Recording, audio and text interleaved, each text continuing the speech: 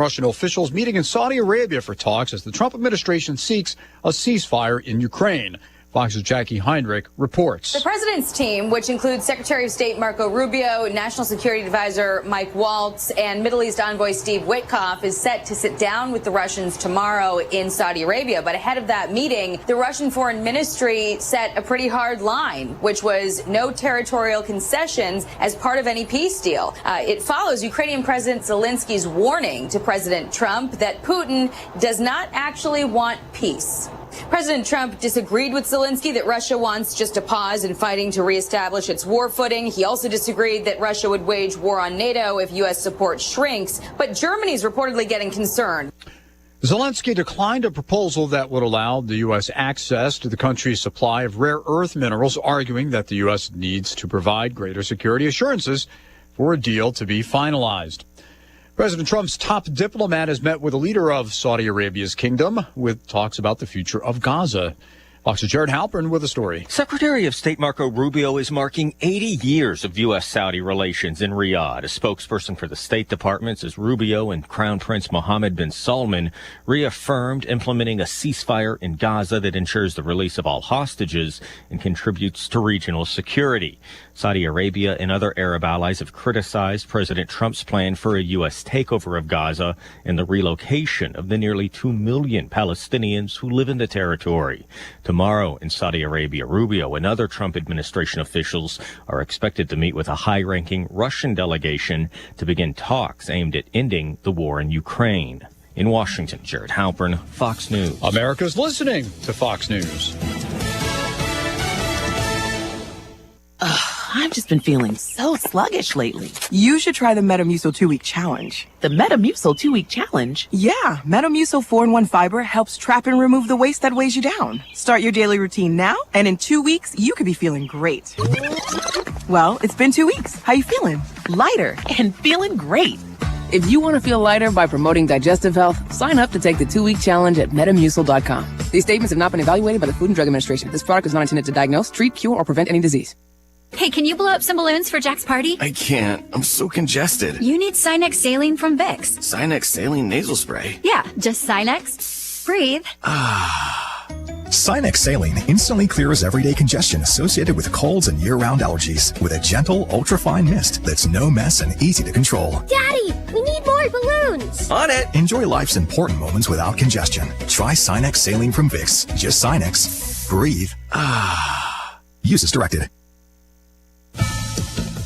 Heavy rainfall bringing major flooding to the southeast. Fox's Jonathan Suri has more from Reeves, Tennessee. Many of these residents out here are without power. Many of these homes are completely surrounded by water, and even those where the water has not entered the actual structure, there is no electricity. And with freezing temperatures this week, authorities warn it will be uncomfortable and unsafe if you stay behind. President Trump has approved an emergency declaration for the neighboring state of Kentucky, where the storm has killed at least 11 people, including a 7-year-old girl riding in a vehicle that was swept off a roadway by floodwaters Saturday night. Now that state officials are anticipating very cold weather and snow this week, they say that driving conditions will become even more treacherous on already hazardous roads.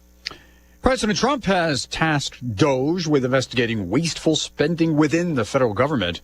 And he's being defiant in the face of Democrats' opposition. Fox's Peter Doocy reports from the White House. President Trump and his team seem to be well aware at this point, 3 weeks in, that there's nothing the Democrats can really do to stop this cost-cutting effort. They can really only slow it down. The president writes on Truth Social, he who saves his country does not violate any law. And President Trump has the backing of some key Republicans after firing inspectors general at various federal agencies, because Republicans are arguing that initial evidence suggests there was a lot of waste, fraud, and abuse happening during their time allegedly looking for waste, fraud, and abuse. White House officials have reported that DOJ engineers will soon have access to an IRS system, and they need to have access to address fraud at the IRS. The Trump administration has begun firing several hundred Federal Aviation Administration employees just weeks after a fatal midair collision in Washington. Probationary workers were targeted in late-night emails Friday notifying them they had been fired. I'm Tom Rigotti. This is Fox News.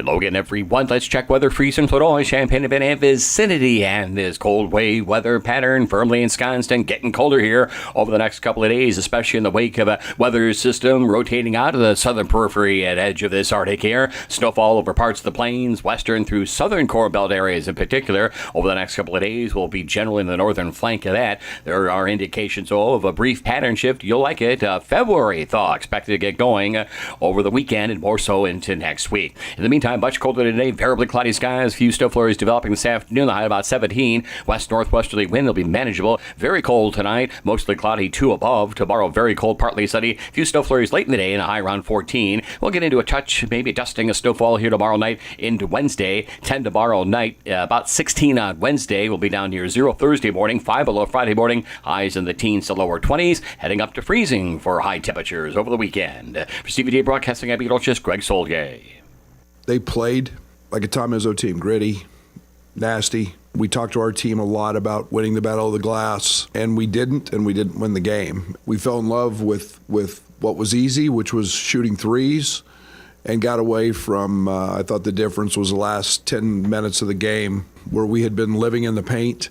Merez was having success. KJ was terrific in the first half, getting in the paint. We just stopped. And I wish I had the answer for that. We just stopped. And that stresses your defense. Jackson Kohler had a terrific night, 10 rebounds, 6 of them offensive. And again, that was the ball game.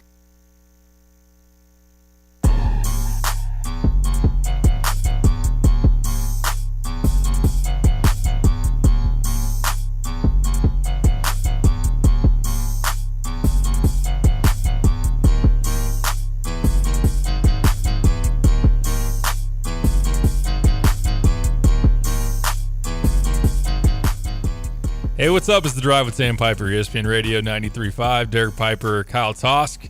No Lante today. He is out. He'll be back tomorrow. I will be gone, going to Madison Tuesday. We're driving home Wednesday. I'm flying to New York on Friday. Be a while until our radio show gets whole. But once we do, we might get back to being an elite show. Illinois basketball, unfortunately. I know I'm making light of a tough situation. Just a little bit of a joke. It's all good. Need some humor in these tough times here the last couple of days for Illini basketball. Coming off just a disastrous end of the game situation against Michigan State. Sold out crowd.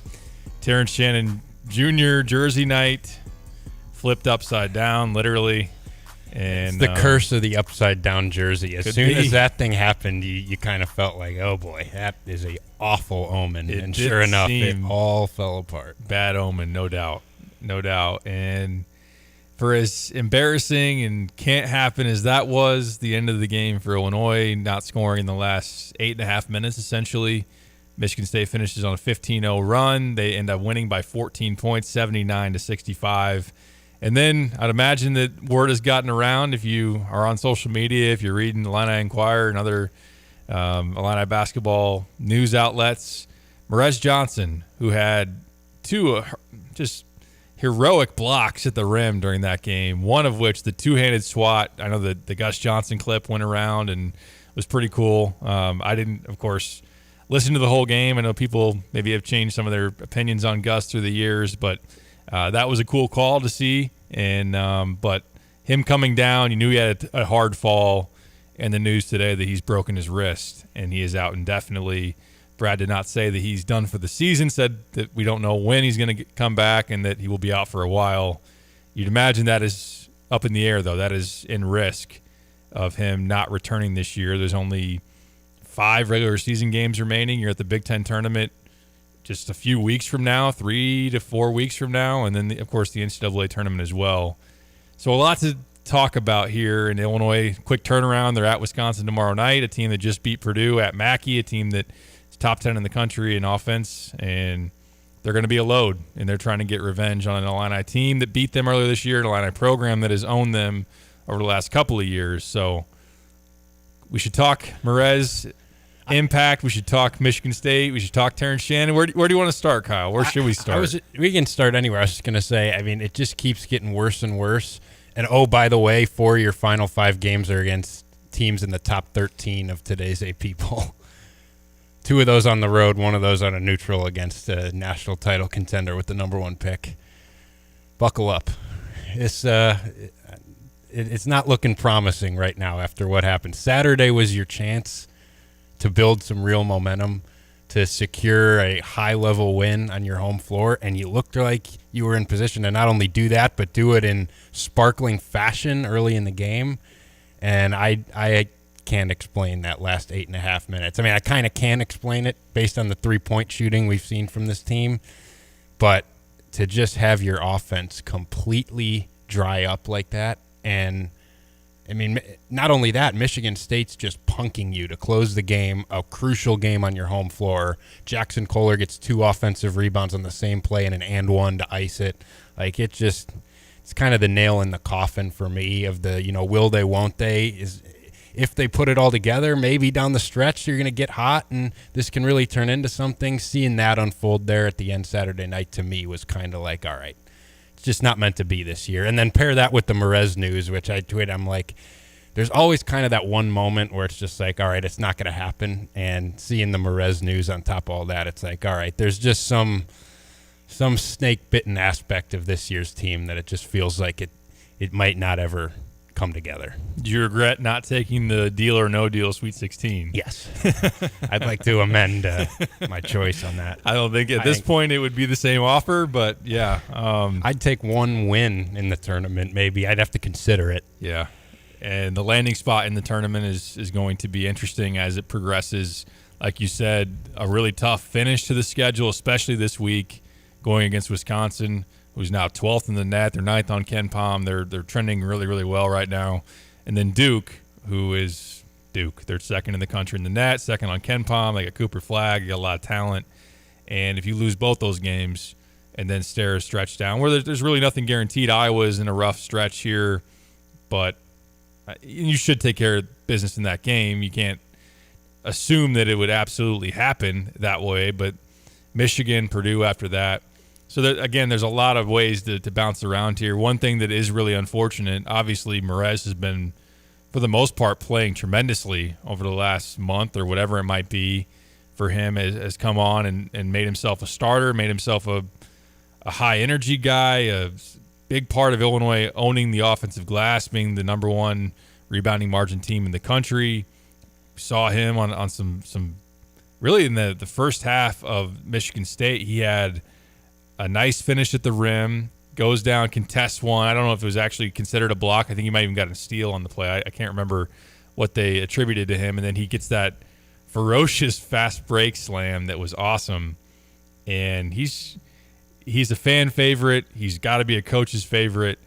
And to not have him when you're about to – how many weeks did we sit here and try to do who's the Cooper Flagg matchup? Is it Merez? Is Merez the best guy? Okay, who would be second? Trey White. Oh, we haven't seen him play in a couple weeks. So Jake Davis. Table is set. No. Sorry, Jake. We talked to Jake today. I asked him, how's it going to be going back into the front court and playing some of those minutes? He's like, I'll do my best. I'm only as tall as I can be. But and then Michigan on the road. Michigan is right now the first-place team in the Big Ten. They got a nice win, pulling it out in Columbus yesterday. And part of thinking about the way Illinois has been trending with Merez and Tommy, we said all along it fits the Big Ten, right? Especially some of these contenders. And now you're not going to have Merez and Tommy to match up with Wolf and Golden. It's so tough, and it doesn't take away from all the other stuff and some of the other concerns that are controllable and some of the things that happened in the Michigan State game that Illinois could have done differently to win that ball game. But it is a team that you think about. Your front court gets mono, one breaks his wrist. KJ has the issue that he has. The flu goes through the team.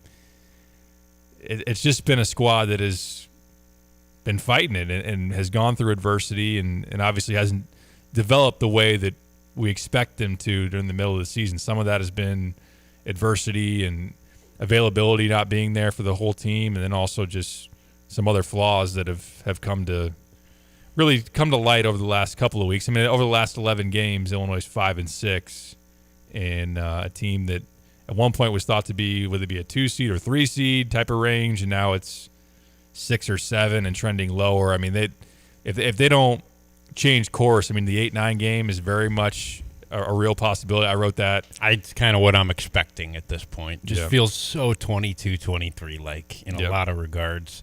So that team had a bunch of extra stuff going on. But you're right.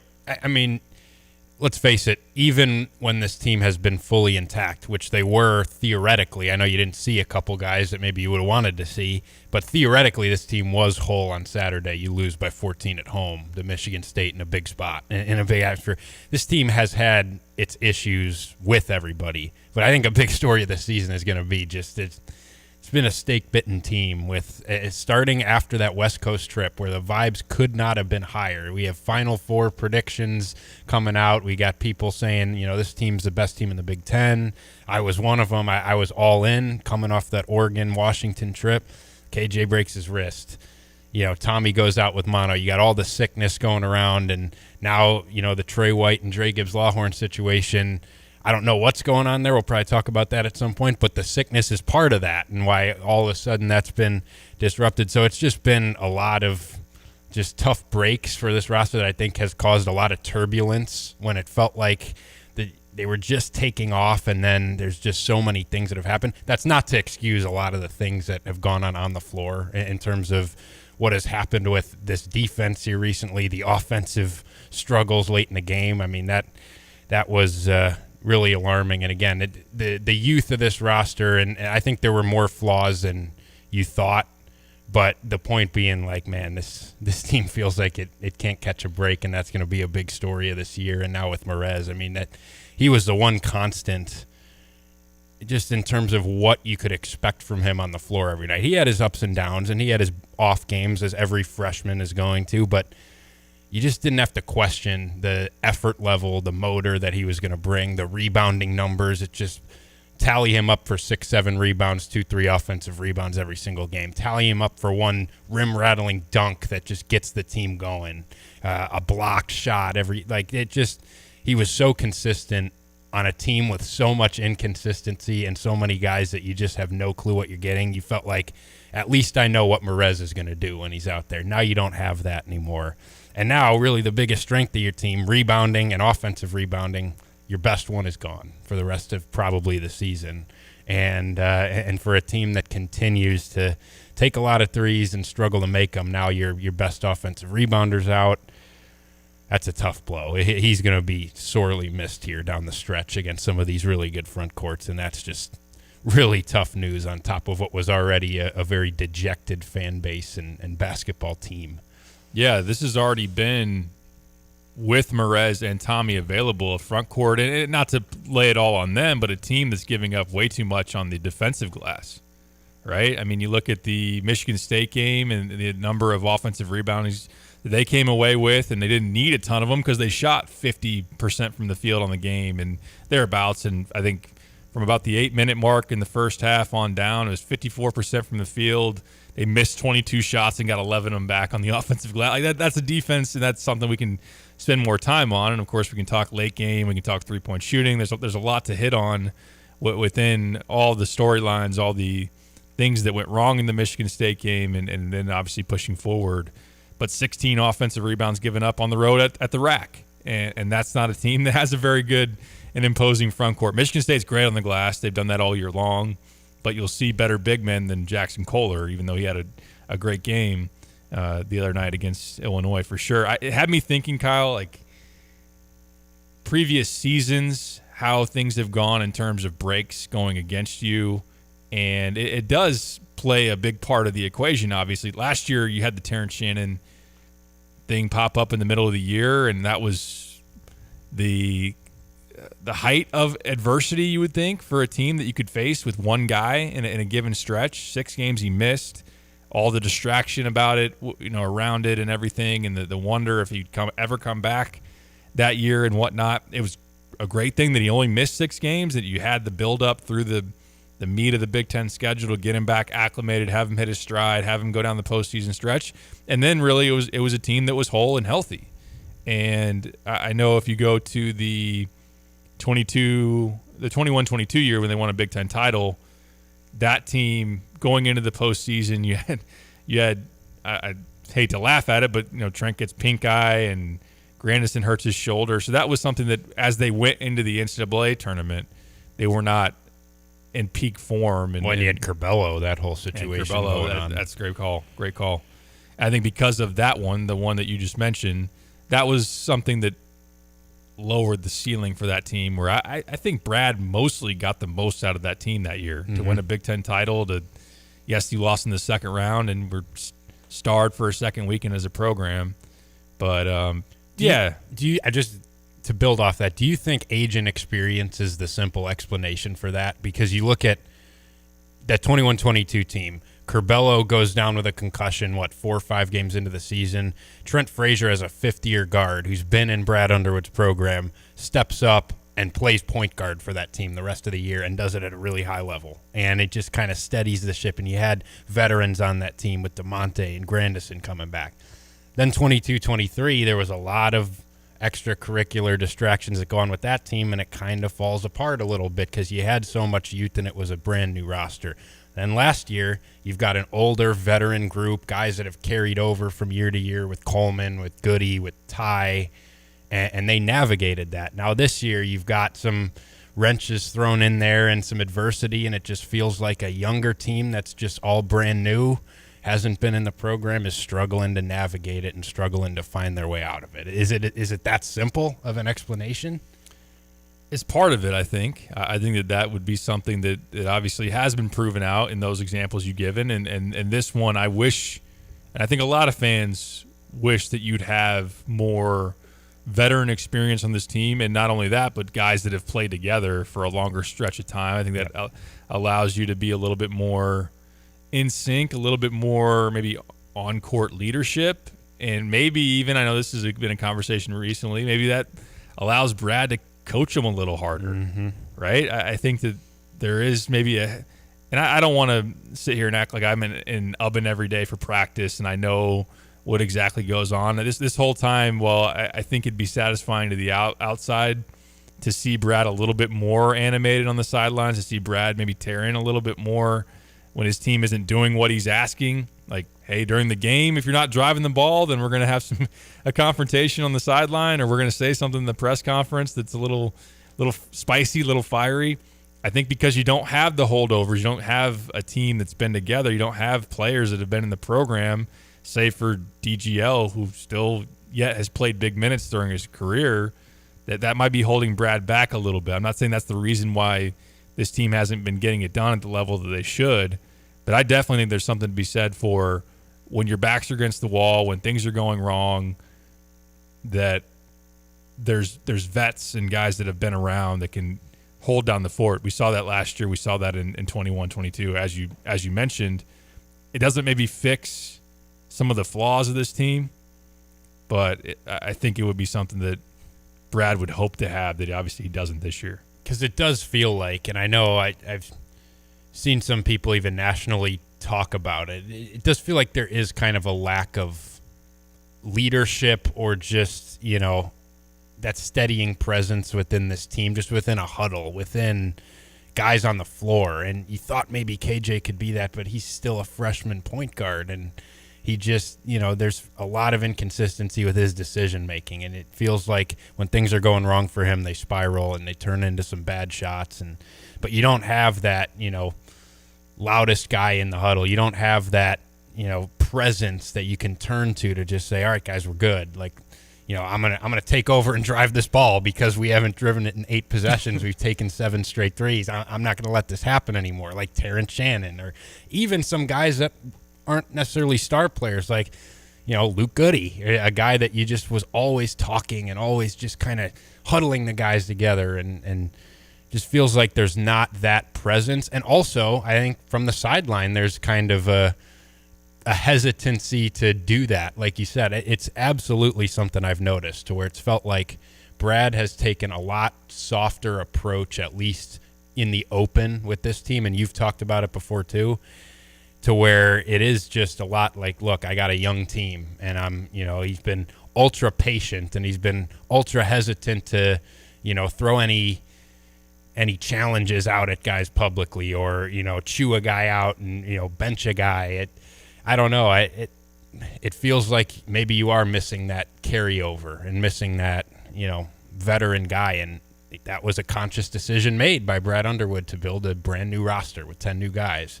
I think that's part of what's ailing this team right now, is that you always thought, well, you'll probably struggle with some of this stuff early, but hopefully you figure it out late in the year. I think some of these curveballs that have been thrown in there have made it hard to fully do that. But also I think you're just kind of lacking, the veteran leadership from players, but also I think from the sideline as well at times. Seems that way. Yeah, I think we can talk more about that as we go along for sure. And again, we don't know all the behind the scenes stuff, and I do go back to the 22-23 year is one that was obviously, and we talked about this a number of times, a very public situation of turmoil and became kind of a circus. And I think Brad seeing how that went, maybe because of the newness of that team, couldn't handle some of the turmoil, and it became very public and almost maybe fed into more chaos, that maybe he doesn't want that to play itself out this year, or that he just doesn't gauge that he can be as hard on certain guys that haven't been in the program as long and whatnot. And again, like it's stuff for us to look at from the outside. It is a difference though. Brad is, his demeanor, how fiery he's been on the sideline, what he said in post game or in just media availabilities has been different than previous years. And he did say after this game, we got to be tougher in late game moments. We got to not take what's easy with threes, which is a little bit of a pivot from his season-long philosophy on the three-point shot, which we can talk more about. We're going to have Sean Harrington on here coming up in about 5 minutes. Former Illini, of course, TV analyst. He's been on ESPN. He's been on a couple of different platforms, and he had some good insight on Twitter here over the weekend about what he saw against Michigan State, and commented as well on DGL and lack of minutes there. So I want to pick Sean's brain, and we're going to do so coming up in a few minutes. We got plenty of texts weighing in on the Max Twin City Recycling text line. Continue to send those in, 217-359-2255. Kyle, let's make this brief, but as we transition with Sean into talking mostly about the Michigan State game, we, of course, are going to ask him about the impact of Merez being out. What's the one lasting thought you had coming off of Saturday night? That's a good question. There's a lot. I think for me, again, I just felt like I had a feeling of like, I just don't know if I see it anymore. The idea of this team has been greater than what we're actually seeing on the floor. And I just, again, and it's even, I think the most staggering thing for me, even just kind of reflecting on that entire game, is like, I think you expected inconsistency with this team all year long, from game to game, from stretch to stretch. The inconsistency with this team within 4-minute stretches of a game are happening on February 15th are just really hard to explain. The fact that you can have so much success like you did in the first half early from Illinois and then completely turn away from what was working and completely go away from that and just fall into the same trap you've fallen into. I don't know what the answer is. I don't know who's most to blame for that, or who, what exactly is the biggest culprit of that. But to me, I can't understand why the same issues have happened for so long with this team, and why it feels like every time you think they're turning a corner, it reverts back to the same version that has caused so much frustration. And just to see how quickly that game swung with the success you had in the first half, that place was on fire, to the way it ended. To me, it was just a moment that told me kind of all I needed to know about this year's team, and that it's probably not the one. It's not the one you hoped. It's not the if ceiling talk. I don't know if you're going to reach it if you can't win that game, if you can't close that game at home. When you're up 16 in the first half? To let that slip away just kind of felt like the nail in the coffin. And there's still plenty of basketball to be played. Just hard leaving the arena Saturday night. It felt hard for me to envision a scenario with this team recovering from a loss like that. And unfortunately, is familiar territory in terms of marquee home games. And I had that stat. Yeah, that's crazy. I don't know what is with that.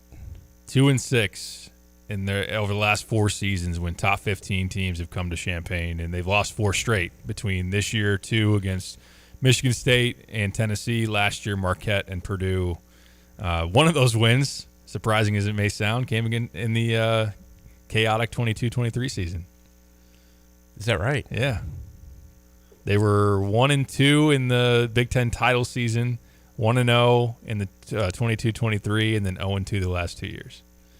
So, for as good of a that. program as you are, to not win these home games is just so strange. I just don't understand it. And I know, people have talked about the environment. It was awesome when Illinois was rolling. It was. It was awesome pregame. Like, I don't understand it. You got to value home court. It's a big part of what these elite programs do. And Illinois has had a lot of success, but the home floor just hasn't felt like the same advantage for Illinois. Whatever reason. I'll ask Sean Harrington about that, a guy that didn't lose very many games at the then-named Assembly Hall during his playing career. He's joining us next on the Tapman's Towing phone line. Again, 217-359-2255. Hit us up. Max Twin City Recycling text line. We'll get to your thoughts along the way. This is The Drive. NAMI Champaign County seeks to improve the lives of individuals who are living with mental conditions. With education, support, public awareness, and advocacy, the National Alliance on Mental Illness has been supporting families since 1983. A free in-person 8-session educational program is coming your way to help families, significant others, and friends of people with mental health conditions. Learn strategies for taking care of a person that you love. Details can be found at NAMIChampaign.org. You are not alone.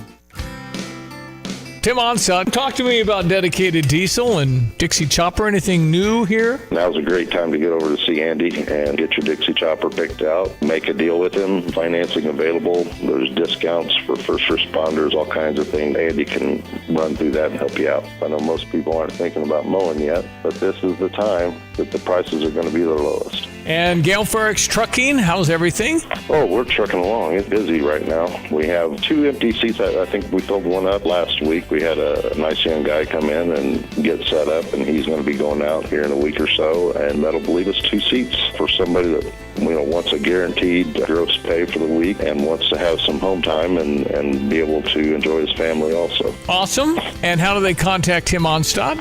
They can get me at Timo, Timo, at gftlog.com or call the office at 765-793-7131.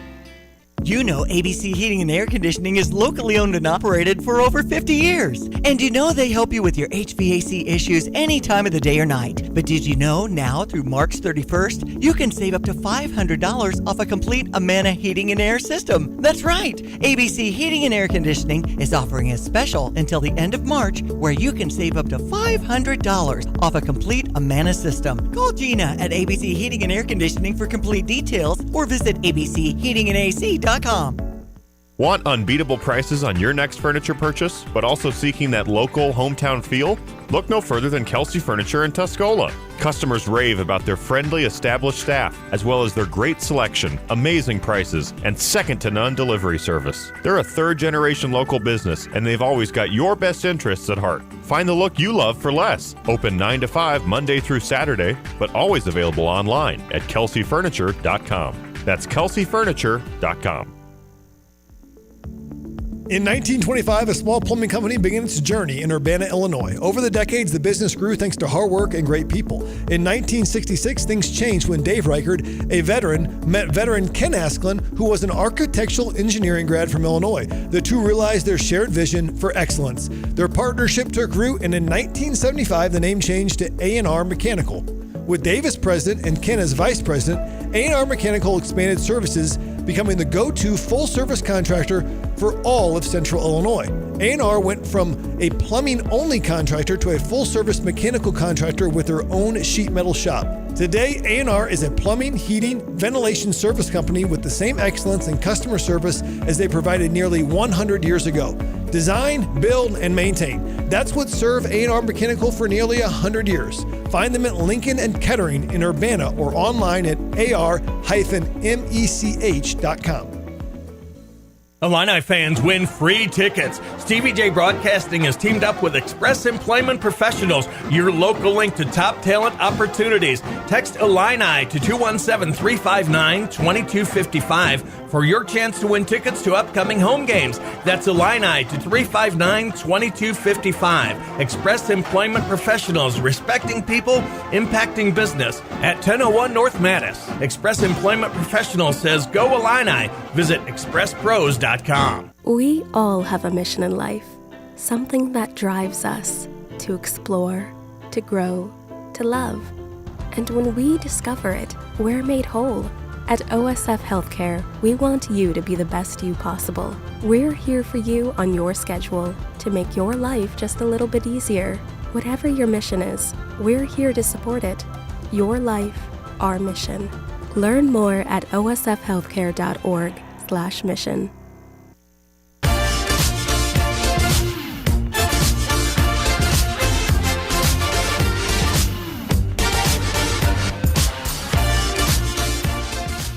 Back on the Drive with Sam Piper, ESPN Radio 93.5. Let's go to the Tapman's Towing phone line. Former Illini, current ESPN college basketball analyst Sean Harrington joining us now. And Sean, you didn't lose very many games in that building over there in Champaign, and seeing that way it played out against Michigan State, that's got to be a tough one. So I want to talk all about that, talk about the stretch coming forward. But how you doing, Sean? Thanks for joining us.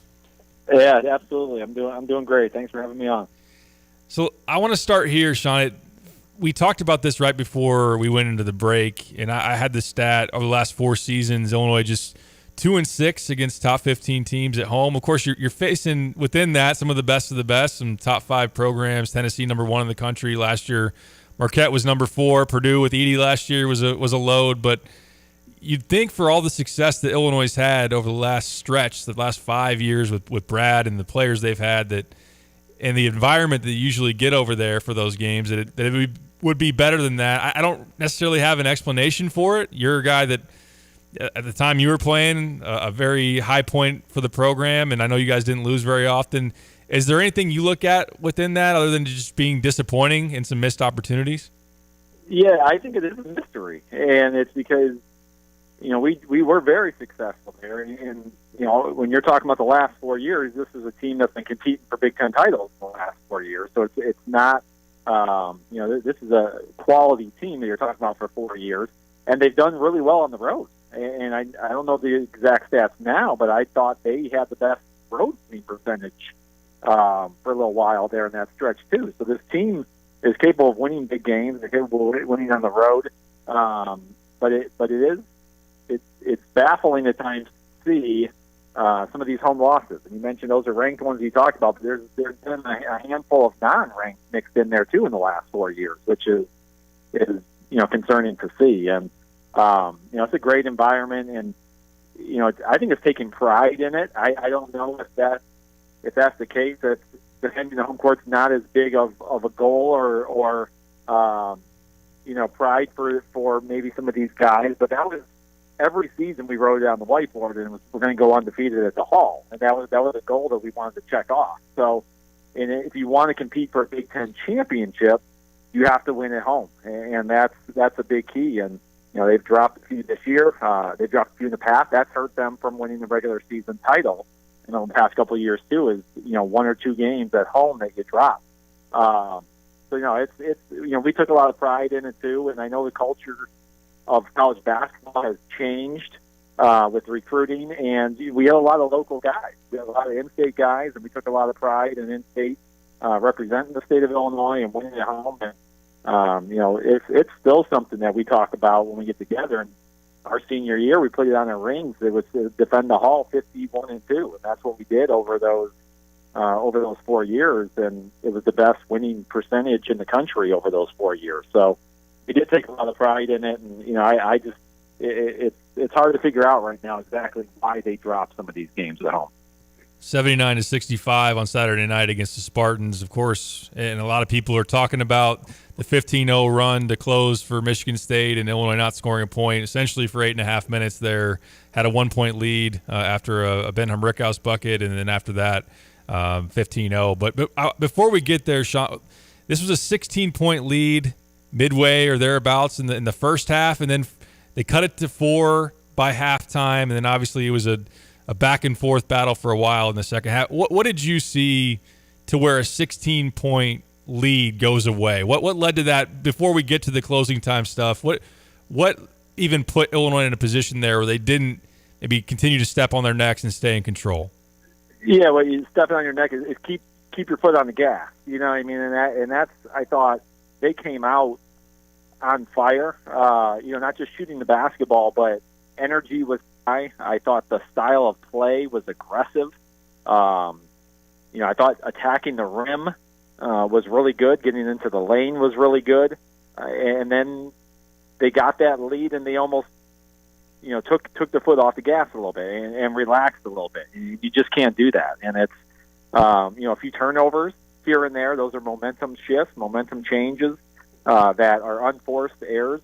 But I just thought the way that they looked, the way that they were playing, they came out of the gate so strong. It seemed like the arena was on fire coming through the TV. It felt like there was a lot of electricity in the building, and then it slowly deflated. And it was just guys not going to the hole as aggressive, not moving the ball as crisp, turning the basketball over, and those are the things that you have to take advantage of. And again, like a home loss is tough to swallow, but a home loss when you're leading by 16 is even harder to swallow. And that's you can't lose those games when you have control of something like that at home. And you're a quality team. Those are the ones that you have to take care of business and either keep your foot on the gas or grind it out and find a way to win when the team starts to make a run on you.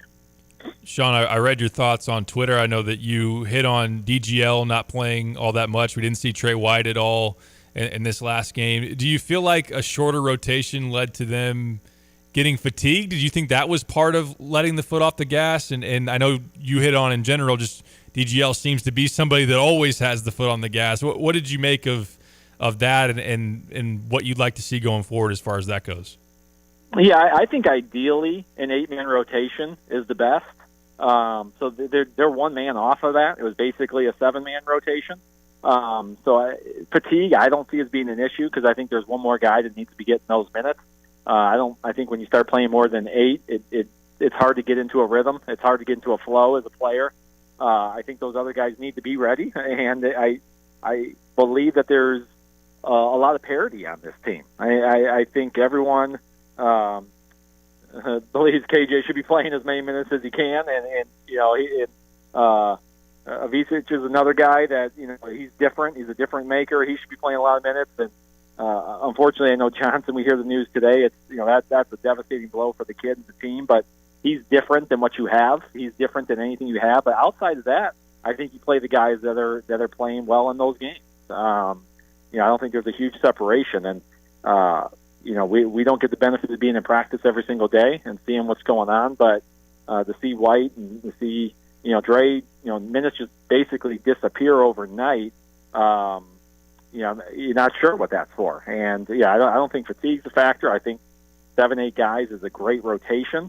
That guys can get the minutes they need and get the that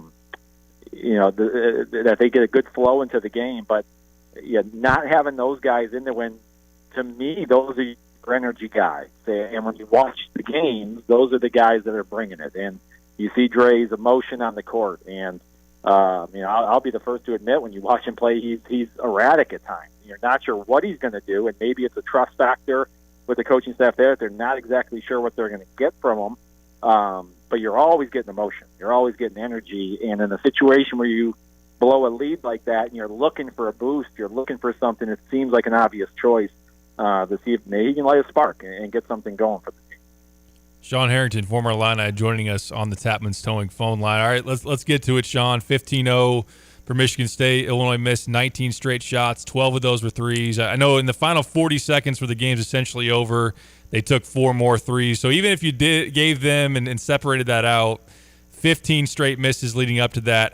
More than half of those were 3-point shots. And on this season, it's been a well-known stat. Illinois taking one of the highest rate of 3-point attempts in the country with one of the lowest make rates for threes out there. So Brad even said it seemed to change his tune a little bit in the post game, saying, we took what was easy, we settled, and for the most part on the year, he's like, hey, as many threes as we can take, I'm good with it, so on and so forth. What did you see there, and what would you have liked to have happened to get downhill? Because they were in the bonus throughout that entire time and had, like you said earlier, success getting to the rim earlier in the game.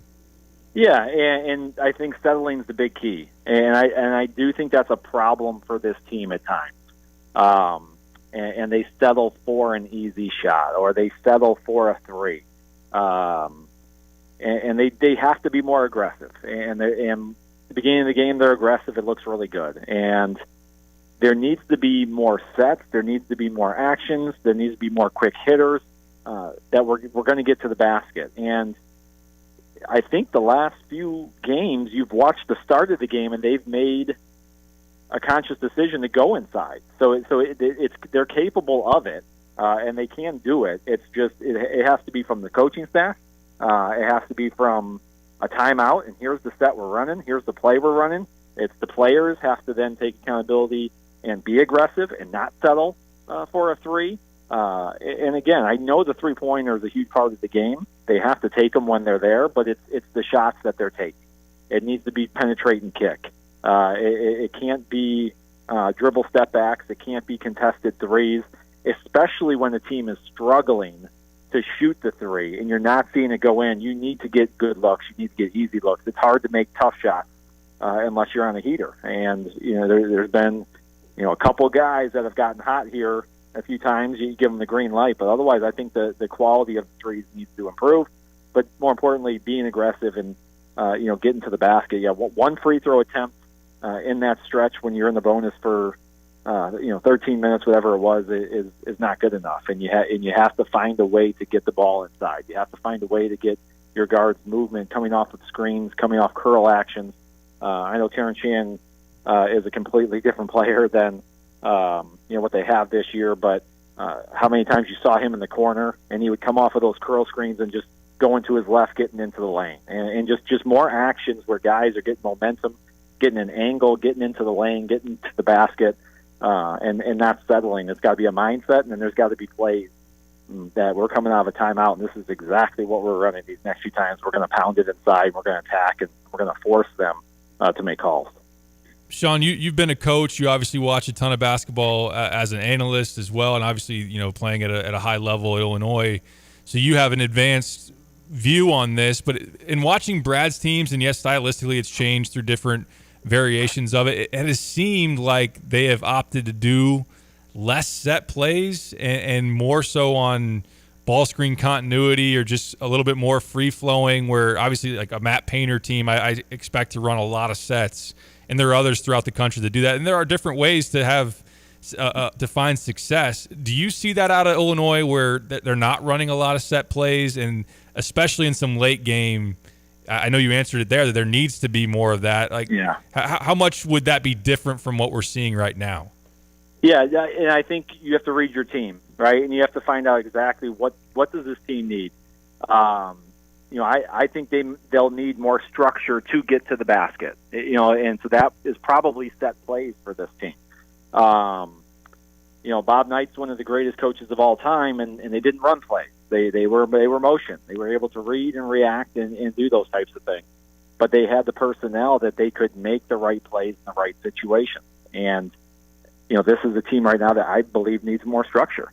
And I think they need to be told exactly what to do to get to the basket, to be aggressive. Otherwise, they are going to settle for three. And it's especially critical late in games to know exactly what you're doing, because that's when it's magnified. And the free-flowing offense, I think, is terrific for this group in the first 20, 30 minutes of the game. But when it gets down to the last 10, the last 5, there needs to be sets, there needs to be plays, there needs to be ways that this is where we're going to pound the ball inside. This is how we're going to get our best players open looks. And,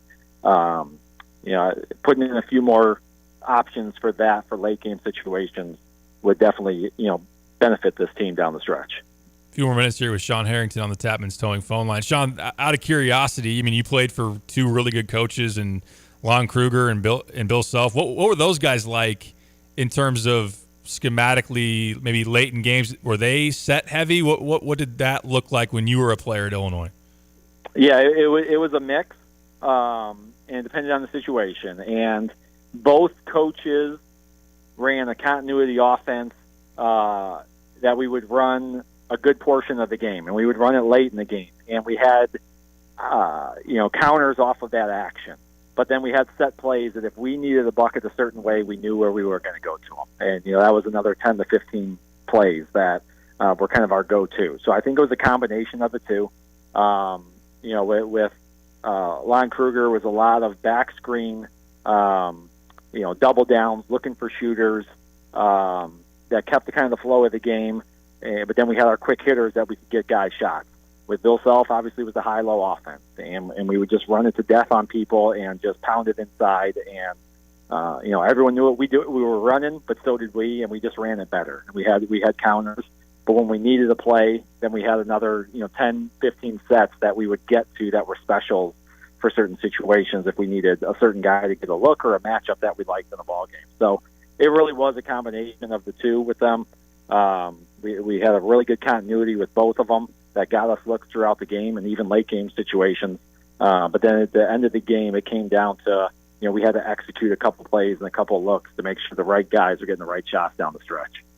Sean, you touched on it earlier with Merez Johnson being out indefinitely with a broken wrist, and really unfortunate, obviously, for him, a guy that was really coming on over the last month or so and gives you rim protection, great athlete, rebounder. And with some of the matchups coming up, like, we talked for weeks, would Merez actually be your best matchup for a Cooper Flagg on Saturday at Madison Square Garden? Obviously, we know when Illinois plays first-place Michigan before this regular season's done, they have Danny Wolf, they have Vlad Golden, and that was a too big pairing for Illinois that they were starting to position themselves for, not necessarily directly, but by the way that this lineup was coming together and how him and Tommy were playing together. So what do you think the impact is of him being out, and how do you think you handle some of these matchups coming forward, which are bigger teams, and obviously Flagg is a unique one to try to combat anyway? Yeah, you don't have anybody like him. That's the unfortunate part, is you don't have anybody that plays like Johnson. That's just the raw athletic ability around the rim, offensive rebounds, almost 3 a game for the amount of minutes he's playing is off the chart. So you don't have anybody that comes in individually that's going to give you that. So it's obviously really disappointing for him. He was playing so well. And then when you look at how it impacts the team, you don't have a guy that you can plug in there. You're going to have to change the look that you're given. So, what does that mean for this team moving forward? They're still a really good rebounding team at all the positions. The guys are going to have to step up there. This is not a team that was running sets, that was pounding it inside to him. His buckets were coming in transition. His buckets were coming off offensive rebounds. So you're not changing your playbook because half the stuff doesn't work now because he's not in there. So that's a benefit there. Defensively, matching up inside now could be an issue. And that's now, do you have to get creative? Is that going zone? Is that going some triangle and two? Is that, giving a little bit of a junk defensive look to buy some time? From media timeout to media timeout to give a guy a rest, foul trouble. So I think the defensive end is where they might have to get a little bit more creative to find ways to cover up for a guy inside that could be a rim protector and just a stopper on the inside of the defensive end. Great stuff. Sean Harrington, former Illini guard, current ESPN college basketball analyst, joining us on the Tapman's Towing phone line. You can follow him on Twitter at smharrington24. Sean, appreciate the time and insights as always, man. It was great catching up again. No problem. Tell Lon, is he going to work sometime? You got to be getting tired of carrying him all the time. They call him Mr. Part-Timer, man. He's a platoon player these days. All right. Well, yeah, give him my best and appreciate you having me on. I will. Appreciate it, Sean. Thanks. All right. Have a good one. You too. Sean Harrington, Tapman's Towing phone line. And we'll make sure Lon's on the line next time that we dial him up. But he did plug us in to Sean. He set the interview up, so we appreciate Lon with the assist on that, and we're glad to close the deal. Sean with great basketball analysis as always. He's awesome. All right, let's take a quick break, come back, and wrap up the hour. This is The Drive. Take charge of the years ahead with a smart, sound investment strategy and business succession plan. Busey Bank's business and wealth management experts help you envision your best future with powerful insights and proven strategies. Building business and growing wealth since 1868, Busey Bank, proud to be the official bank of the Fighting Illini. Member FDIC. Illinois basketball season is underway. Single game tickets to see your Fighting Illini at State Farm Center are on sale now at fightingillini.com. Great seats are still available. Lock in your tickets for big games against Big Ten opponents before they're gone. Don't miss your chance to see the winningest team in the Big Ten Conference over the last 5 years. Be part of the atmosphere and get tickets at fightingillini.com. Good morning, First Federal Savings Bank. How may I direct your call? Speak with friendly, real people during lobby hours. It matters when you call First Federal Savings Bank of Champaign-Urbana. A real person located at the bank. Not a recording answers your call during lobby hours. Personal, friendly service makes a difference. 217-356-BANK. Thank you for calling. Have a great day. Rated 5-star superior by Bauer Financial, Inc. Fast, friendly, and local with local loan decisions and underwriting. If you're not already banking with us, give us a try. We think you'll love it here. Member FDIC, Equal Housing Lender. NMLS 435120.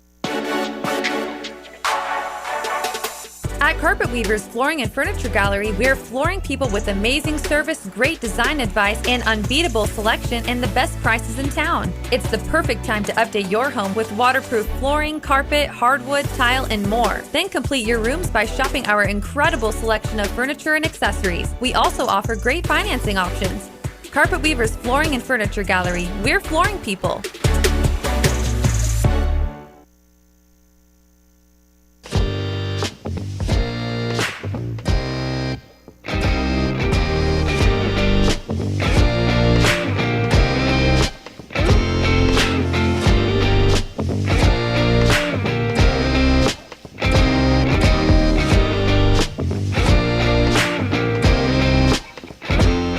Back on the drive with Sam Piper, ESPN Radio 93.5. Great stuff from Sean Harrington, Big Def on the Max Twin City Recycling text line. It's too funny not to read it, so I'm going to do it. Not that he said anything bad. I love Sean Harrington, but asking Brad to start running sets is like asking a lion to start hunting broccoli on the Serengeti. Sorry. Yeah, it's not a lot of set action for Illinois. Really is. There is action, but it's not sets. Right. And as we were just talking about off the air, a lot of it is two-man action in space. And that two-man usually being pick and pop, pick and roll. And everything else is kind of spot up, space out. Something has to give, though, because it's not working right now. Whatever's happening, you got to figure it out offensively. You have too much offensive talent to do what you did on Saturday night. And for it to be happening in mid-February and for it to just be consistent, I mean, I don't know. Is it as simple as just Brad getting on guys more, like drive the ball? Like, if you don't drive the ball, KJ, you're coming to the bench. I'm going to chew you out. You're going to take a seat for a few minutes, and when you go back in, I expect you to not take that step-back three. I don't know what it is. I mean, I think a lot of it is coaching, but it's also just a mindset that you either have or you don't as a player. And leading into probably a conversation we'll have in the second hour, there are a couple guys. There's one guy in particular that has that mindset pretty often, played 3 minutes on Saturday night. Mm-hmm. And I think that's something you could look at as, hey, there's somebody who can help us where we're ailing right now.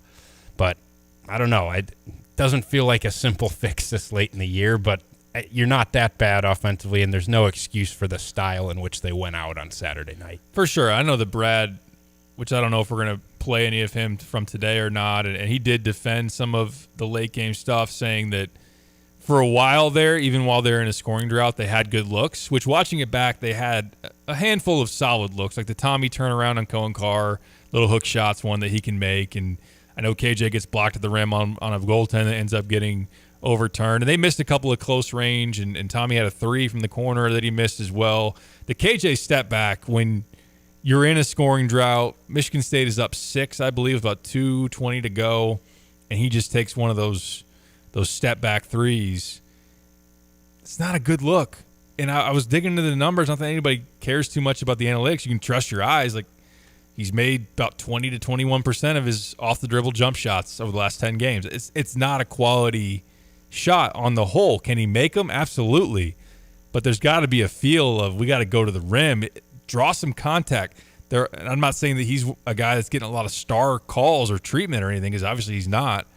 But still, being able to put the ball downhill, and I do think there is something to be said, even if you don't want to be a team that is micromanaging and dictating a lot of action and sets and what. One or two plays for late game situations doesn't seem like too much to ask out of a coaching staff. No. Mid-season, like to draw it up today or draw it up in the in-between between Wisconsin and Duke to be like, hey, just so we have a little bit more structure, a little bit more something that people haven't even seen on film from us, let's hit them with something they don't know, or just hit them for the little back screen slip here that we can draw up and design. That does not seem like too much to ask, and I think that's a fair criticism for what Illinois hasn't been executing here down the stretch. We'll talk more about Illinois basketball coming up next. Stick with us. It is The Drive. You're listening to WSJK ESPN 93.5 Tuscola, Champaign-Urbana, your home for the St. Louis Cardinals. Of titanium used in the aerospace and defense industries. It's now been 500 days since Hamas terrorists stormed into Israel on October 7th, killed and kidnapped hundreds of innocent civilians. California Senator Adam Schiff emphasizing that the United States will continue to stand by Israel in their conflict with Hamas, and says they'll make sure Hamas does not pose a threat to the region again. Hamas can never be allowed to pose a military threat to Israel again. Hamas cannot be allowed to govern or pose any kind of authority in Gaza or anywhere else. Senator Lindsey Graham announcing he and Connecticut Senator Richard Blumenthal plan to introduce a resolution in the Senate that condemns Hamas. We're checking in on Pope Francis. He's in the hospital still with a respiratory tract infection. The 88-year-old pontiff had to go out on Friday for treatment after a week-long bout of bronchitis. The Vatican says some new test results warrant a change in the drug therapy he's been receiving for his condition. It comes with increased concerns of the Pope's health after he recently suffered 2 falls and underwent surgery on his abdomen in 2021. America's listening to Fox News. I've just been feeling so sluggish lately. You should try the Metamucil 2-week challenge. The Metamucil 2-week challenge? Yeah, Metamucil 4-in-1 fiber helps trap and remove the waste that weighs you down. Start your daily routine now, and in 2 weeks, you could be feeling great. Well, it's been 2 weeks. How you feeling? Lighter and feeling great. If you want to feel lighter by promoting digestive health, sign up to take the 2-week challenge at Metamucil.com. These statements have not been evaluated by the Food and Drug Administration. This product is not intended to diagnose, treat, cure, or prevent any disease. Hey, can you blow up some balloons for Jack's party? I can't. I'm so congested. You need Sinex Saline from Vicks. Sinex Saline nasal spray? Yeah, just Sinex. Breathe. Sinex Saline instantly clears everyday congestion associated with colds and year-round allergies with a gentle, ultra-fine mist that's no mess and easy to control. Daddy, we need more balloons. On it. Enjoy life's important moments without congestion. Try Sinex Saline from Vicks. Just Sinex. Breathe. Use as directed. After a judge's hearing, the Department of Government Efficiency still has access to federal agency data for the moment. Here's Fox's Colonel Scott with more. U.S. District Judge Tanya Chutkan heard the argument against access on behalf of 14 states, but did not issue an immediate ruling. She said that will come within a day's time.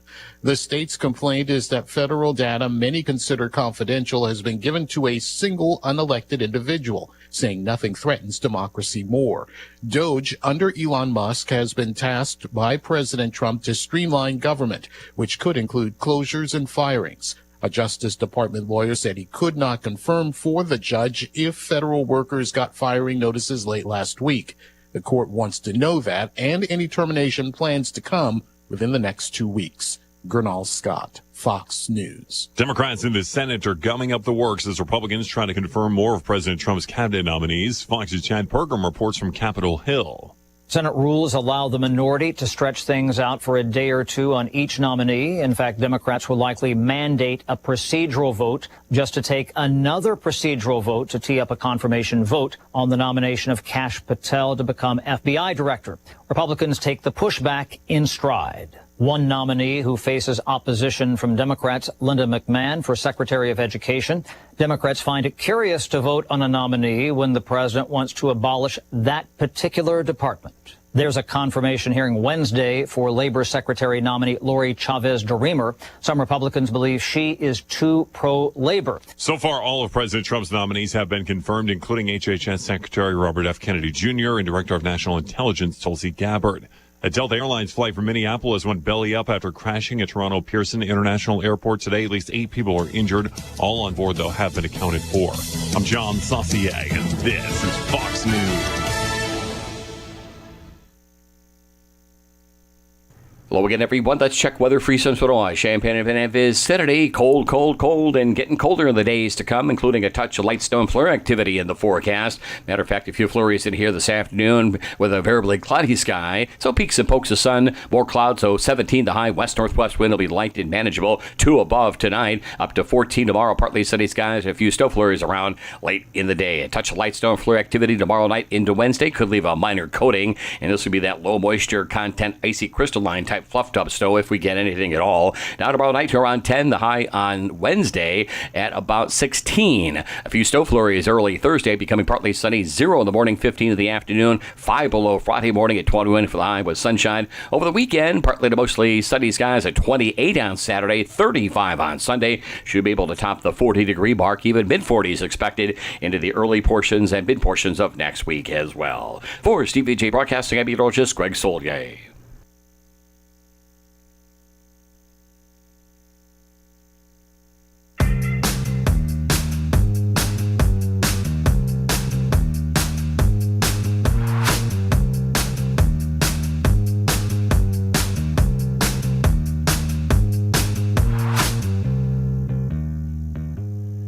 It is The Drive with Dan Piper, ESPN Radio 93.5. We'll continue to discuss Illini basketball, who's back in action tomorrow night at the Kohl Center, a place where Illinois has won their last 3, if not 4 in a row. Do you know this? I think it's 4.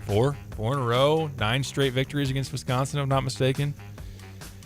And we'll try to continue that forward. But, man, you're catching Wisconsin at a tough time. They won 4 straight, put 94 points on the board at Mackey Arena the other night.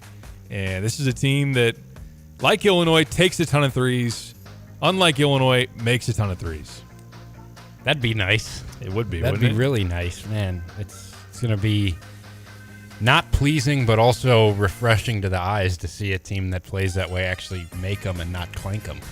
51% of their field goal attempts in Big Ten play from 3, the highest rate in the Big Ten. 39.1% of their three-point attempts go in, the highest rate in the Big Ten. I know we'll talk Wisconsin at some point, probably tomorrow, but they're really, really good. Like, it's not just, we always joke about, well, how does guard do this? It's another one of these teams. This is like a legitimately outstanding team to me, based on what they've done. Their offense is spectacular. They missed 2 2-point shots at Mackey Arena against Purdue. They've got who I think should be getting real consideration if Wisconsin finishes ahead of Purdue in the postseason to win Big Ten Player of the Year in John Tonje. He's been that good. Everyone gave the award to Braden Smith in December. I think you look at John Tonje's numbers, especially in conference play, guy's been spectacular. That is a tough matchup for a team that's going through it and just lost one of their best defensive players. It's weird to be like in on one of these Wisconsin teams, especially one that, again, I said before the season, I don't see it with this roster at all. They're really good. They're the highest ranked Big Ten team on KenPom right now, and I think they're dangerous heading into the tournament. That's not going to be a fun one for Illinois if they don't play a heck of a lot better. I pretty much outed myself on Twitter on Saturday, being like, hand up, I've doubted Greg Gard time and again. I don't think I can do it anymore. I don't think I can. It's now a point where I don't care who he's got next year, just pencil him in top 5 in the Big Ten. It's like, all right, we'll reserve a spot for Wisconsin. They could have nobody. I mean, their roster could all transfer, and he'll find a way. It's remarkable. And that was what you said about Bo Ryan year in and year out, and the fact that he's doing that. Now, he's got to get out of the first weekend of the NCAA tournament. That's something that throughout this recent stretch, yes, they did win a Big Ten title when they shared it with Illinois. They shared it the year before The year that COVID had the tournament canceled, they shared it with Michigan State and Maryland, so they've won some Big Ten titles. But he hasn't been to a Sweet 16 since 2017, so that's something that he's got to be able to do here. But outside of that, yeah, this team could be one that finally gets there with their offensive prowess, and to have them lose A.J. Storr. Yes, we're going to look at A.J. Storr a lot different now than we did a year ago. A year ago, that's one of the top players in the Big Ten. Definitely one of the top just pure scorers, and we saw him have a tremendous Big Ten tournament. And really the first half of last season, they lose him to Kansas. You get Chucky Hepburn hitting the portal and going to Louisville. Tyler Wall, who I know had a tough year last year, but in general was a nice 4-year player for Wisconsin, maybe even a 5-year player. But ultimately to get Tonje transferring from Missouri and Blackwell, what he's become, and some of these other supporting pieces that are shooting the three as well as the fact that Carter Gilmore is shooting 43% from three, Nolan Winters darn near a 40% three-point shooter. Kamari McGee is number 1 in the country in three-point shooting. Yeah, all across the board. They go bombs away. They pass it really well. As always, the Wisconsin team doesn't turn it over very much.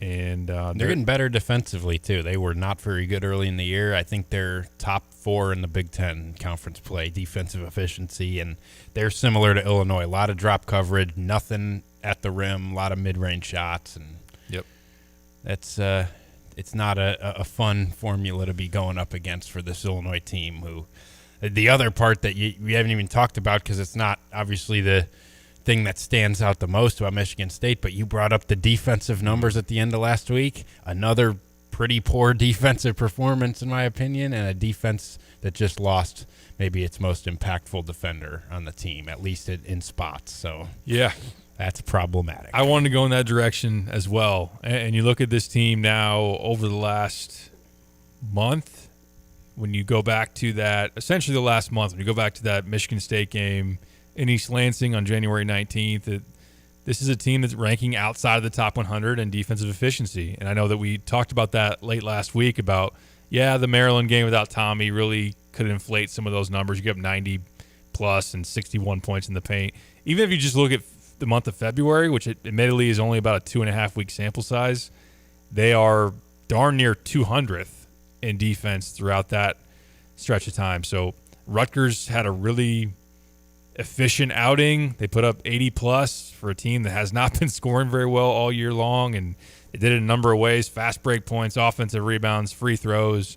Michigan State hammered you on the glass and were able to put up 1.23 points per possession, which, just to put it in everyday man and women's terms, is just that's at a rate of like elite offense. So this is a Michigan State team that only averaged 64 points per game in their losses here recently to UCLA, USC, Indiana. Oh, by the way, that's like a one tournament team group that they lost to. So yeah, there's a couple of different things that go within that. Illinois can still be exploited by penetrating guards, and we saw that. Like, Michigan State's guards got loose late in the first half on through. Offensive rebounds, they have not been a team that's cleaning the defensive glass all that great, and there have been some foul issues at times as well. It was frustrating to watch the one action that Michigan State kept running, where they're running their guards off ball on these little curl screens, and Illinois is just giving them that free curl into the lane and couldn't really stop it. And then, of course, you couldn't get out to Kohler, and you got the whole situation of you're playing the numbers game of dorking a guy that doesn't shoot threes very well, and then that guy gets in a rhythm. We've seen that a couple of different times. I want to ask you about that real quick, that. because I heard you guys mention this on your post-game podcast, but I've been thinking about it too. I understand the logic of doing that, where you pick like the least efficient shooter on the other team and say, you know what, we're going to live with him. You know, we're going to sag off him and see if we can dare him into making some shots. The way that Illinois does it, to me, I just don't think is very effective. You're giving these guys wide open, uncontested shots. They're D1 college players. And it's not Ty Rodgers out there. It's guys that have made threes in college. Mm-hmm. And if you're letting them get multiple wide open shots like Jackson Kohler did, hit a couple, and then all of a sudden he's feeling it, and he's got a lot of confidence taking the next couple, and they're still open. You're not adjusting to that. You saw it against Minnesota with Femi, whatever his name was. Hit 4 threes, which is a career high. Feels like every game. Grant Nelson. Every game there's, this guy's shooting 23% from 3. Of course he'll make 4 against us. Part of that's Illinois, though. They're saying, we're daring you to do that. They're doing it. I think part of that's unlucky, but also I think the way Illinois does it, to me, I'd like to see just like a hand in a face or a closeout or something, just to give D1 college players wide open looks and be okay with it from 3, I think is not something I really want to see anymore. Kind of the first exposure I can remember of seeing that was Penn State did it to Illinois when DeMonte Williams was left open the entire game. And you know why they did that? Because they wanted to keep 2 in the paint against Kofi. Yeah. So when there's not another player that's forcing your hand to be like, we need to put this much attention on another guy, then I don't know why you're so stuck in trying to do that. Another thing I would argue, to your point, is that the way Illinois does it, if you're not going to close out, but you're going to sit there at 10 feet from the rim, 10 to 15 feet from the shooter, who else is that guy guarding? He's not guarding anybody. So what good is leaving him open, right? Yeah, exactly. That was the thing with Kohler. And especially if they had Ben Humrickhouse on him a lot in this game, although he was also guarding Fears. I forget. I think maybe they also had Merez and Tommy on him. Go out and face guard him. What's he going to do? Blow by you to the rim? He's Jackson Kohler. Like, what? Put a hand in his face. It's not like it's a guard. I understand it more for a guard where it's like, okay, for Fears, who they did it to, and he actually clanked some shots, and you were okay with it. He's a threat to beat you off the dribble to the rim. He's got that part to his game. For a big guy like Kohler, what's the threat that you're taking away by playing 15 feet off of him when, like you said, you don't have another guy? Just go out there and close out. He's not like he's going to pump fake you and drive you to the bucket. Yeah. The one thing was late in the game, Ben actually closed out hard on Kohler, and Kohler went by him. But that was only one instance, and Kohler had already made, I think, 3 or 4 threes at that point. Maybe 3, because then, of course, he hit the late one from the corner. But if you're going to sag off him, why not sag off him at 3 to 5 feet off and get a hand up versus being 10 to 15 feet off and he's shooting in the gym in practice? Mm-hmm. Unless he's just that abysmal of a shooter. Like Grant Nelson, that dude made threes last year, and yes, his overall percentage and the way it played out in the second half, he maybe ended up taking 8 threes and made 4 or whatever it was. Maybe it was 9. But that is something that I think has contributed to hurting Illinois. It's not the only issue with their defense, but if you're just going to hand pick, like, here's 3 or 4 threes to a guy that doesn't normally make them, like, that can really hurt you when you're trying to get stops. And you mentioned it in the last, in your previous answer, saying that gave him confidence. And then all of a sudden he's getting going on back downs and he's having a career night as far as what he's done in the Big Ten. I think that's part of it. So I think maybe that needs to be reevaluated. The good thing about Wisconsin is there is no dorking potential because everybody can shoot it. That's right. Although I am very curious to see how Brad Underwood handles their big men, because here in Champaign he did dork Stephen Crowell and Carter Gilmore. That's true. Now those guys are making shots now. And Carter made some in that game. He did. I wouldn't dork Carter now. He's I'm made very enough curious to see how Underwood handles that. If he says, you know what, we don't want Tanji and Blackwell to go, so we'll make their front court make shots. And I think you could be in for the same thing where Stephen Crowell goes 4 or 5. If you give him that open of a look, I'll be curious to see that, just because we did see the same team 2 months ago and they handled it that way. But I think the other thing you brought up is what really was killing Illinois was they gave up a lot of mid-range shots, and Underwood loves that, and that's what you're going to do. That's also kind of how Michigan State's offense is designed. That's how they practice. That's the strength of a lot of their guys, and that's where a lot of their guys are confident getting offense. And some of them, where you were trying to force them into the mid-range, turned into shots at the rim because they've got athletes and explosiveness, and Holloman's just beating you off the dribble, or you got Cohen Carr coming off one of those curl screens, and he's so athletic that he'll just blow past you to the rim. He's not going to settle and pull up. But Illinois, off those screens, they're always trailing it. They're always caught behind a guy, on a guy's hip, saying, please take this mid-range shot. Ivisic kind of has his hands up, sitting in drop coverage. And for Michigan State, they made a lot of those shots because those guys do it at a high level.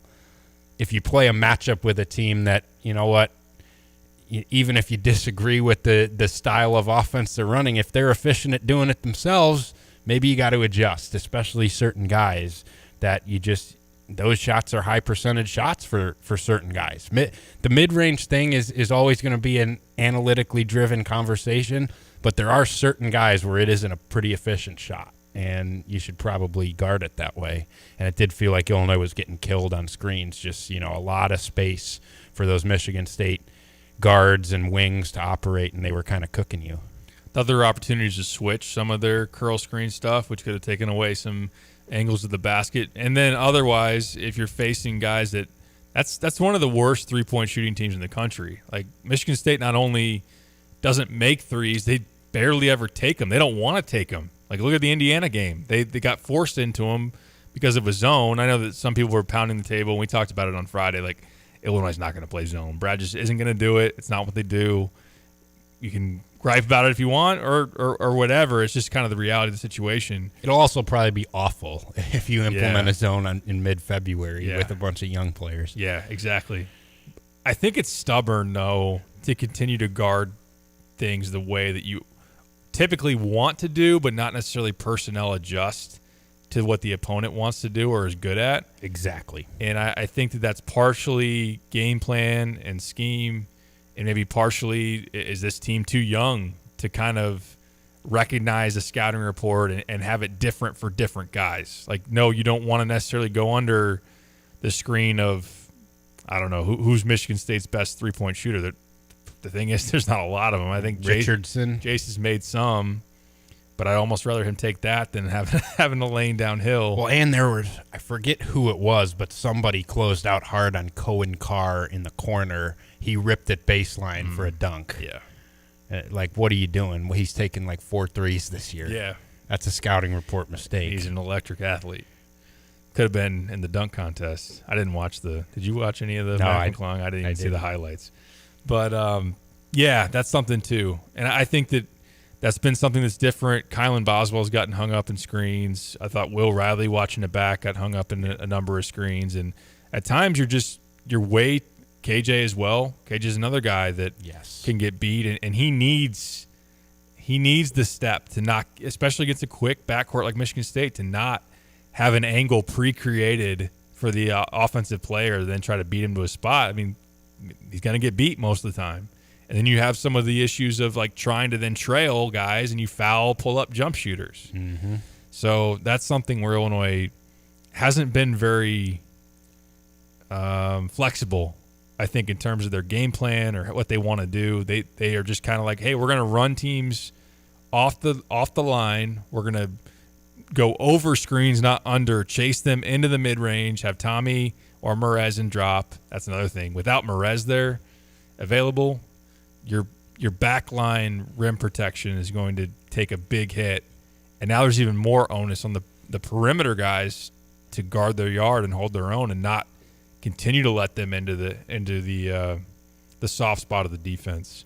And now you got Blackwell and Tonje to try to corral. So, yeah, that's tough. Are we going to get back to a point of Boswell being a top-notch defender? Even I don't think he's been below. Are we going to get back to a point of him actually like reminding people he's on the court? Yeah, that's fair. I didn't notice him out there on Saturday, and that really can't happen from your junior experienced starting guard. That was one of the vintage performances on the low end at Arizona, because you heard some of what the Arizona fans and reporters, some of the narrative around him coming out of Tucson was like there were just games that he disappeared and he wasn't anywhere to be found, especially late in last season, and that looked like one of those. His confidence looks really shaken offensively. It doesn't look like he has any. I know, and I've said it a couple of times, I feel like recently, I do appreciate that he understands that he's not a primary go get a shot guy. Like it's KJ, it's Will Riley to create the offense and make those plays. He is a downhill threat though. He's got to be able to try to create some of that. And then if he's open from three, I know the numbers have been really poor this year, but if he's not going to be a catch and shoot threat like he was previously, that's a real step back in terms of, not an actual step back, by the way, don't take any of those, from where he's been previously. And you got to get him right as much as you can. And defensively, it's going to be really important because between him and Trey White, they did a really good job on Tanjay. And here over the last, it's been a long time. It's been since early January that Kylan was on just a phenomenal stretch of defense, like up there, if not, I don't know, him and Trent Frazier. Trent Frazier's peak, Kylan through the first 2 months of this year was as good as you've seen on the perimeter at Illinois. Here recently, the last month, it just hasn't been the same guy. And is it going to reemerge? And will Trey White be able to hold it down against Tanjay and his chances, assuming he's going to play? He's got to play at this point. And I know we got to talk about that too. Yeah, you're right though. It's the perimeter guys that it feels like the biggest drop off has come from, and you need better from those guys, and it probably is trying to infuse the two guys who aren't really playing right now in, because they can give you some of that, and it's just not working right now. And you're going to be facing some really good guards here coming up, along with some really good front courts, and now you lose Morez Johnson. It's bleak right now. I'm not going to lie. My confidence level going into these last five, not very high. Dan on the Max Twin City Recycling text line. I'll leave you with this as we get ready for a break. He says, the season is over. Change my mind. We will address that and see if we can change Dan's mind, or maybe Kyle doesn't feel like we should try. That's a little much. Yeah, I can change your mind a little. We can do that in the next segment. But before we catch a break, let me do a little bit of work. I won't mess it up. Hey, let me tell you about Busey, the health and wealth connection. Two factors. Health and wealth are undeniably intertwined and both contribute to your overall life satisfaction. With the help of Busey Wealth Management, you can navigate both wellness and security, providing the freedom and peace of mind to pursue everything else life has to offer. How can you plan for a physically fit future? Plan for long-term health, eating right, exercising, getting enough sleep, and managing stress. Schedule an appointment with a doctor before starting a new exercise program. You can visit healthcare.gov for more tips. And how about long-term wealth? Save for emergencies, have enough for 3 months to a year of expenses, save for retirement. Experts recommend 10 to 15% of your income, but any little bit helps. Plan for emergencies with proper insurance, and get an HSA, a health savings account, a tax advantage account to help offset high deductible health plans. For expert advice in developing your long-term wealth plan, schedule a meeting with your member of Busey's wealth management team on Busey.com or call 1-800-67-BUSEY. Busey, member FDIC.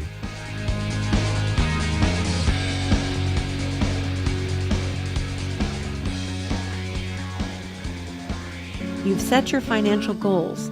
One kid plans to go Big Ten, the other Ivy. Your bucket list includes seaside sunrises and sunsets on the slopes, or perhaps a second home away from it all. Busey Bank can help develop the right investment strategy to take charge of the years ahead.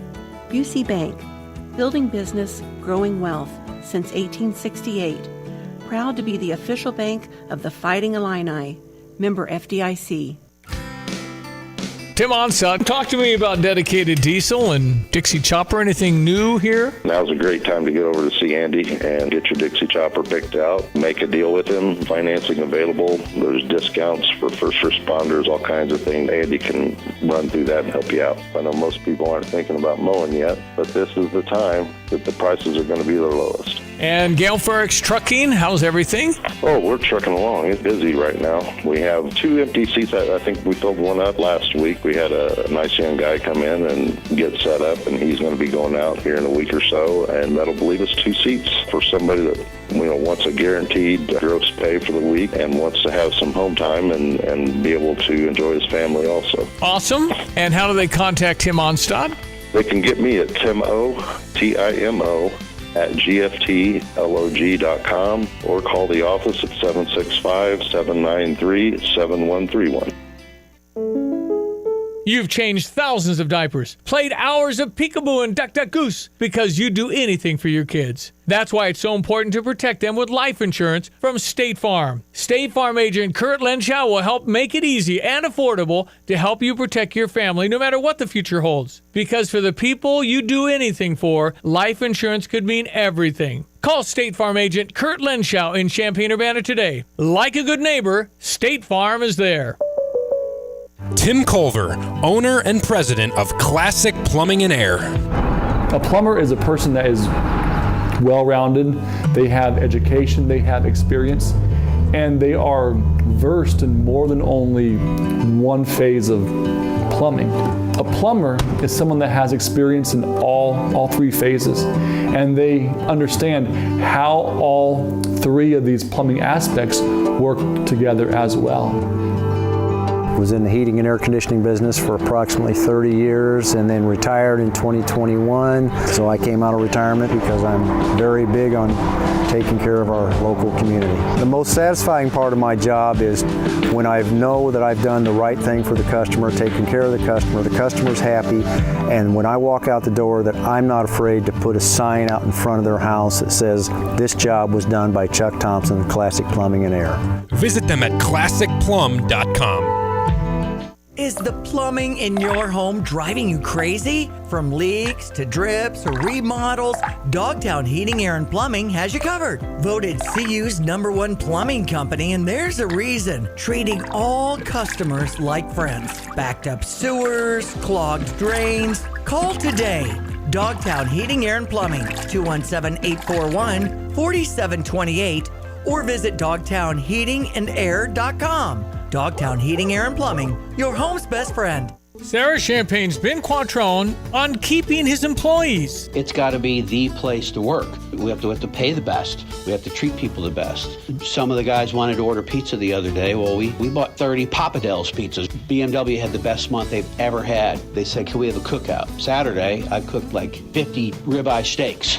And they were expecting like cheese, burgers and hot dogs and stuff. Like, if I'm eating steak, you're eating steak. We both eat steak, we both eat hamburger. Learn more at sarahchampagne.com. Hey, where are you headed? To Kelsey Furniture in Tuscola. What do they have there? What don't they have there? Living room furniture, benches, chests, love seats, sectionals, tables, bedroom sets, hutches, nightstands, end tables, cabinets, mirrors, stools, clocks, lamps, pillows, rugs, desks, media consoles, patio furniture, Tempur-Pedic mattresses, and more.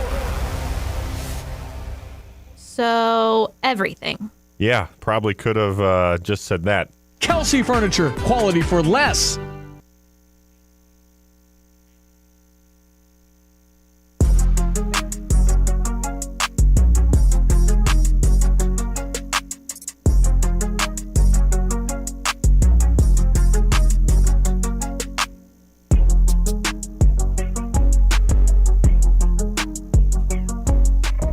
Back on the drive with Dan Piper, ESPN Radio 93.5. We've had a lot of texts, and we will get to them starting now. Let's waste no more time. Dan, the season is over. Change my mind. Kyle, I'll let you take the first crack at that. I'll let you take the first crack at it, actually, because I just said that I'm not very confident. I want to hear if you have a different opinion. All right, so I wrote this, and I've used this comp a few different times. And even if it plays out, because it's not an ideal one, I think everybody would take it as of right now, kind of leaning back into my deal or no deal a few weeks ago.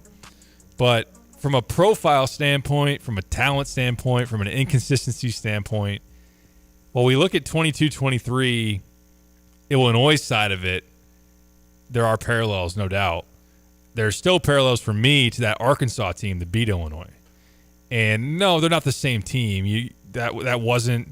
There are different parts of each makeup or profile, whatever you want to say, in terms of the roster. But they had Nick Smith Jr. and Anthony Black, one a lottery pick in Black, and Smith was a first-round pick as well. Illinois could very much be in that boat with KJ and Will Riley, and then they got some other supporting pieces that are talented. They were one of the really good transfer portal team with Muss.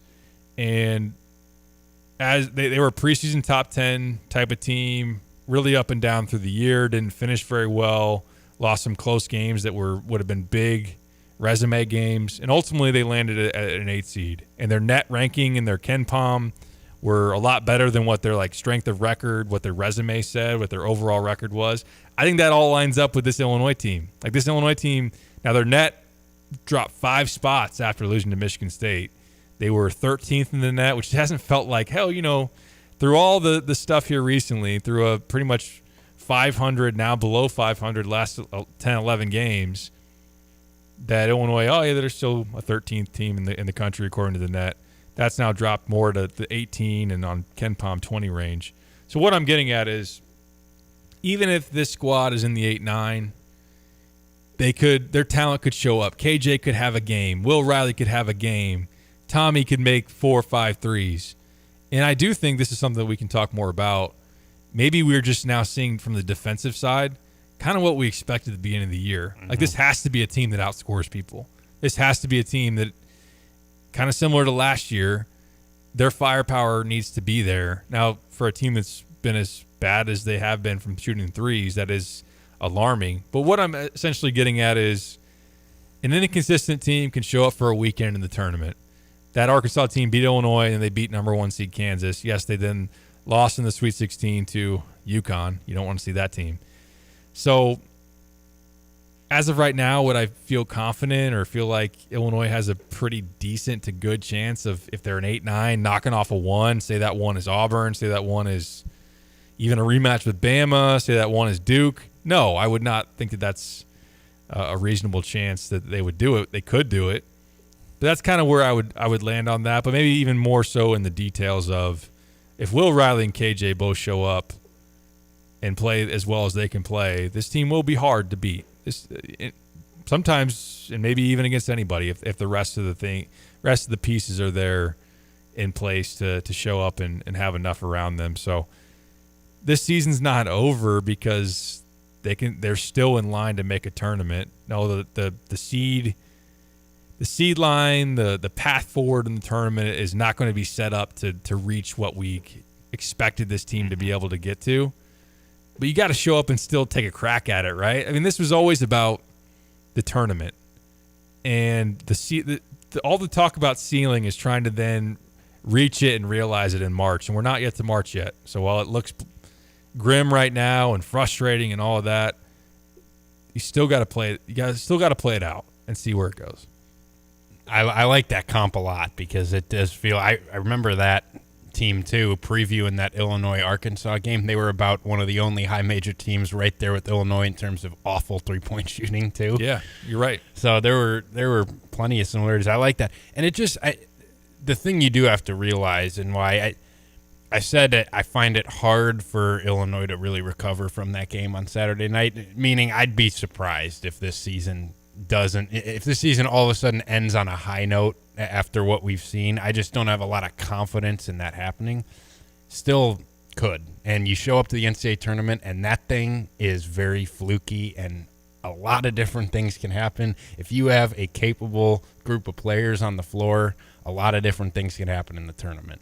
And when you go in there with 2 potential first-round picks especially, you absolutely could beat anybody in that field. I mean, it depends on what 1 seed you get. I think a little bit if you're playing Auburn, give me Auburn in that game.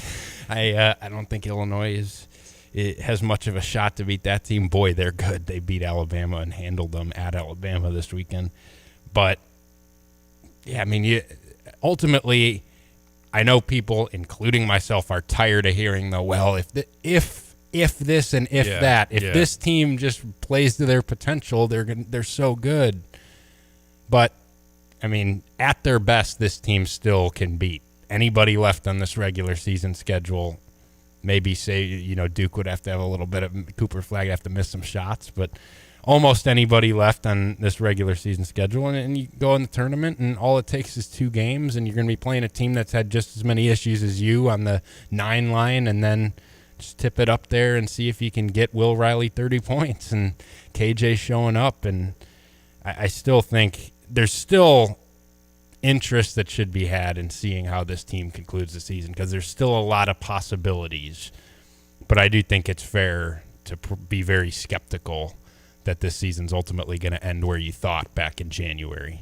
And I'm with you. I think everybody's mental, I don't know the right way to say it, but people are exhausted by the potential ceiling, maybe Final Four type of talk for a team that's been so up and down. It's a team that hasn't strung together a win streak to the caliber you'd need to string one together to actually go to those places in the NCAA tournament. And I'm one that likes to push back on, I wouldn't say, I don't like dwelling on some of the flukiness of a tournament, even though it definitely happens. I mean, that's how you end up with a NC State team that is nowhere close to making it, and they win their ACC tournament and go to a Final Four. You get George Mason in a Final Four. You get Loyola Chicago in one, FAU in one. And I don't want to focus on the Final Four for Illinois' standpoint. Just be in a situation where you're hopefully playing well at the right time, and you still have some very talented players. If they show up at the right time in this season, which would be in the tournament, that this team can make some noise. So And at the very basic side of it too, before we even get there, I would still want to enjoy a top 5 pick or a top 10 pick. Maybe, is he set in stone to be a top 5? I don't know that. I'm not an NBA GM, but Gasparo Shakachonis is a really darn good player, and Will Riley's a really darn good player. I'd want to enjoy those guys as much as possible, and And even still, it's a team that has won 9 Big Ten games and has some really impressive performances. Anytime you flip the TV on the rest of the year, there's still going to be that, you got a chance. This isn't a team that is in North Carolina's position where they're not even close to the tournament and they're losing to bottom feeders in the terrible ACC and all this. It's you go into every game and you still feel like this team can play with anybody. It just is a matter of, is it actually going to happen more than once? It's stringing multiple together that has really been the issue, and just some of the issues that happen. But would anybody be stunned if Illinois goes and beats Wisconsin, the team they've beaten 9 times in a row under Brad Underwood tomorrow night? I'm not going to be on the floor, jaw dropped, Casper said 28, Will Riley hit 4 threes, and Illinois got a road win at Wisconsin. I'm not going to be stunned. I wouldn't be stunned. I'm not expecting I'd be surprised. I'm not expecting it. Right. But, other than Duke, I'd be shocked if Illinois beats Duke on Saturday. Other than that, I'm not going to sit here the rest of the year and be shocked if the better version of this Illinois team shows up on a given night. The confidence in it happening more than one time, especially when you look at an NCAA tournament, is very low right now. And I do think that there's some real flaws on this team that a lot of matchups are going to be able to exploit that you didn't necessarily expect. But I'm still going to enjoy the rest of this season and still head into every night wondering what could happen. And still, you get to the NCAA tournament and you make the NCAA tournament. Let's not forget, when that wasn't happening ever. And you got a shot, especially when you have the talent that Illinois still has. So I'm still going to be excited about that, even if I'm very skeptical in it ending where I wanted it to end. Yeah, and you still get a chance at Matt Painter and Braden Smith and company on your home floor and see if you can disappoint them. You owe them back one. On the other side, where Wisconsin, obviously you've had the upper hand on them for a while now. Purdue has been getting you here recently, and we'll see if that can be one that they get. The Duke thing, which we got plenty of time to talk about Duke, if I'm trying to paint a bright side on that one, I like the fact that they haven't seen but one top 25 team in KenPom since Christmas, and they lost to them in Clemson. So is there a quality standpoint that I'm not going to say that Duke's necessarily going to be surprised when hey, Illinois which Illinois, I know their recent form hasn't been great, but they've kind of gotten into a groove of not playing very good teams. They're going to play Virginia coming up tonight, and Virginia's abysmal. They just beat Stanford by 1 million. Stanford stinks. They played Cal before that. They are not playing a good schedule at all. So there's some of that in there. But, the talent could just – and the athleticism and not having Merez up front and all of that. And I'm not trying to paint purposely a bright picture on what's currently been going on. But I wrote this over the weekend. I do think it doesn't help maybe in the moment currently, but maybe it's a reason to give Brad I don't know if the benefit of the doubt's the right way, or just to see what he does here forward, because of the 18-team Big Ten, if you look over the last 5 years, even 4 years, any snapshot like that, Purdue and UCLA are the only teams in the Big Ten over that stretch that are not trading places with Illinois. Purdue made a Final Four last year. They've been to 2 second weekends during that stretch. UCLA made a Final Four the COVID year, have made 3 second weekends during that stretch. Nobody else is even close to wondering, I might not trade it. I might actually trade it. Like, everything else is a no-brainer. I would trade places with Illinois during that stretch.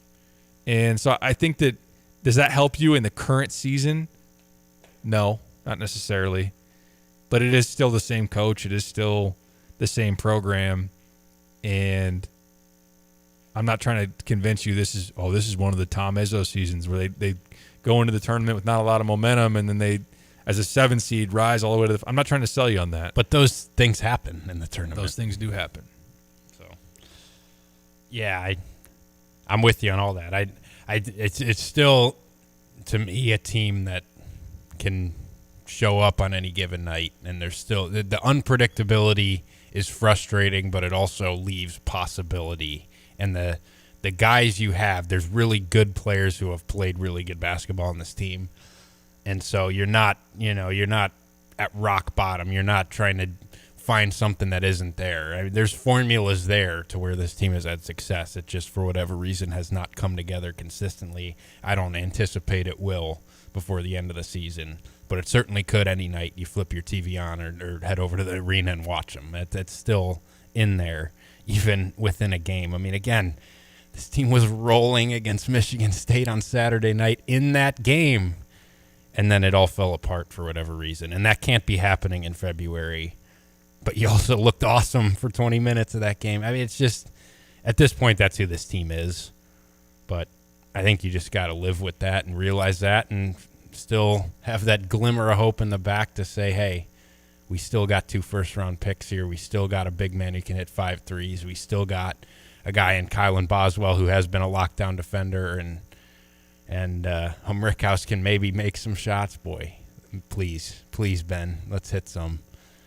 It's college hoops. It's the NCAA tournament. If you're in there, you got a shot. To consider it over before it starts, I think, is silly. It is, and it takes away some of the fun of it. What are we looking for? If you're going to try to let's video game that, we're going to super sim the rest of this season because it's over.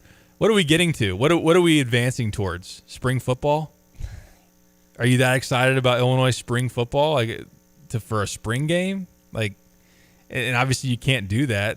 The local baseball teams around here, although admittedly I would like to see some baseball just in general. Me too. Some warm weather, some starting to get some live BP crack clips of the bat. Training. I'm in. I am in. I'm down for that.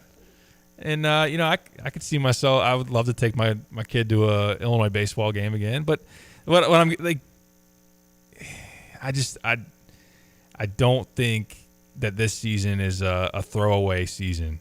And I know that people are probably tired of hearing, well, it's not the gross years and all that stuff. It goes without saying. It's not. It's not. So just see where it goes. And, yes, it's been disappointing. And I think it's fair to have those criticisms. Let's catch one more break. We got a ton of texts. I'm sorry I haven't been reading all of them. But we'll go rapid fire on the other side of this, and we'll get to as many as we can. Shoot them in still if you got them. 217-359-2255. It is The Drive. Tim Onsut, talk to me about Dedicated Diesel and Dixie Chopper. Anything new here? Now's a great time to get over to see Andy and get your Dixie Chopper picked out. Make a deal with him. Financing available. There's discounts for first responders, all kinds of things. Andy can run through that and help you out. I know most people aren't thinking about mowing yet, but this is the time that the prices are going to be the lowest. And Gale Ferrex Trucking, how's everything? Oh, we're trucking along. It's busy right now. We have 2 empty seats. I think we filled one up last week. We had a nice young guy come in and get set up, and he's going to be going out here in a week or so, and that'll leave us 2 seats for somebody that wants a guaranteed gross pay for the week and wants to have some home time and be able to enjoy his family also. Awesome. And how do they contact Tim Onstad? They can get me at Timo, Timo, at gftlog.com or call the office at 765-793-7131. In 1925, a small plumbing company began its journey in Urbana, Illinois. Over the decades, the business grew thanks to hard work and great people. In 1966, things changed when Dave Reichard, a veteran, met veteran Ken Asklin, who was an architectural engineering grad from Illinois. The two realized their shared vision for excellence. Their partnership took root, and in 1975, the name changed to A&R Mechanical. With Dave as president and Ken as vice president, A&R Mechanical expanded services, becoming the go-to full-service contractor for all of Central Illinois. A&R went from a plumbing-only contractor to a full-service mechanical contractor with their own sheet metal shop. Today, A&R is a plumbing, heating, ventilation service company with the same excellence in customer service as they provided nearly 100 years ago. Design, build, and maintain. That's what served A&R Mechanical for nearly 100 years. Find them at Lincoln and Kettering in Urbana or online at ar-mech.com.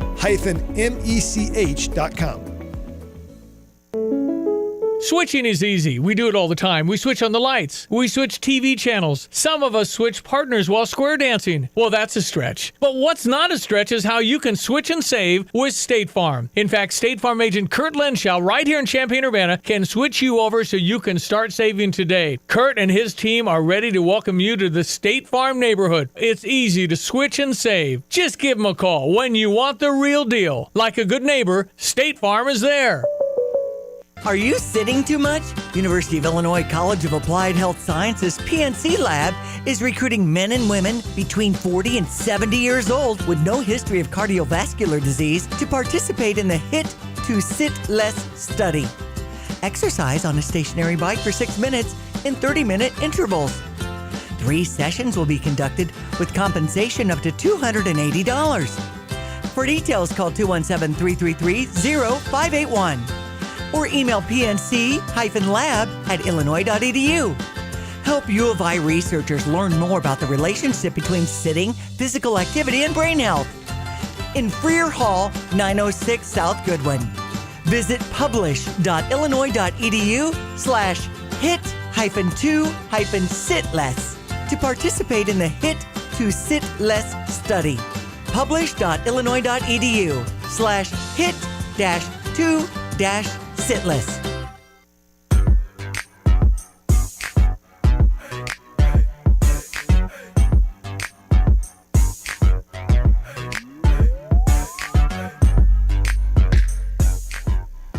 Finishing up on the drive with Sam Piper, ESPN Radio 93.5. All right, let's rifle through these, Kyle. Here we go. On the Max Twin City Recycling text line. 217. Hi, guys. Give me the starting lineup for tomorrow's game. What do you think? With no Merez Johnson, obviously you don't got the too big look anymore. I would say you finally just do what maybe should have happened a while ago, and Will Riley's in the starting lineup. That would be KJ, Kylan, Will Riley, Ben-Hum Reckhouse, and Thomas Lavovicic. What say you, Kyle? My prediction is that Trey White goes from no minutes to starting again. You think so? Night. Wow. I think he starts. That seems insane, but it might happen. Knowing what he did in the first matchup against Wisconsin and knowing you need a guy to guard somebody. Yep. That's where I'm going with that. Wouldn't be surprised if it's Will either, though.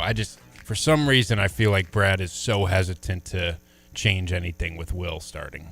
Would you start Dre? Would that be a consideration? Yeah. I when he started, he was impactful. Yeah, no doubt. Does Jake Davis make his first career start? Yeah, maybe. John, if Illinois beats Iowa and nobody else to finish the season, are they a guarantee to make the tournament? And if so, what would their seed be? The thing about this year's bubble, what I'll say, it's awful. Yeah. Illinois' current resume, if they lost out, would look a lot better than a few of these teams that are in the last 4 in right now. I've read up on some of this bracketology stuff, and ESPN had like a bubble thing, and I read through it, and it's like there's teams that don't have. SMU doesn't have a quad 1 win. They're like 0-7 in quad 1, and they're in right now. So I think Illinois will make the tournament pretty much regardless what happens. I'd beat Iowa to be safe there at home, but I think they'll be fine. To give you a little bit of a snapshot, Arkansas is 15-10 this year, and they're on ESPN's bracketology's last 4 in line. Yeah, it's a terrible bottom grouping that Illinois, I think, would outclass in any comparison. I'd say 10 seed. Maybe the play-in, possibly, at an 11.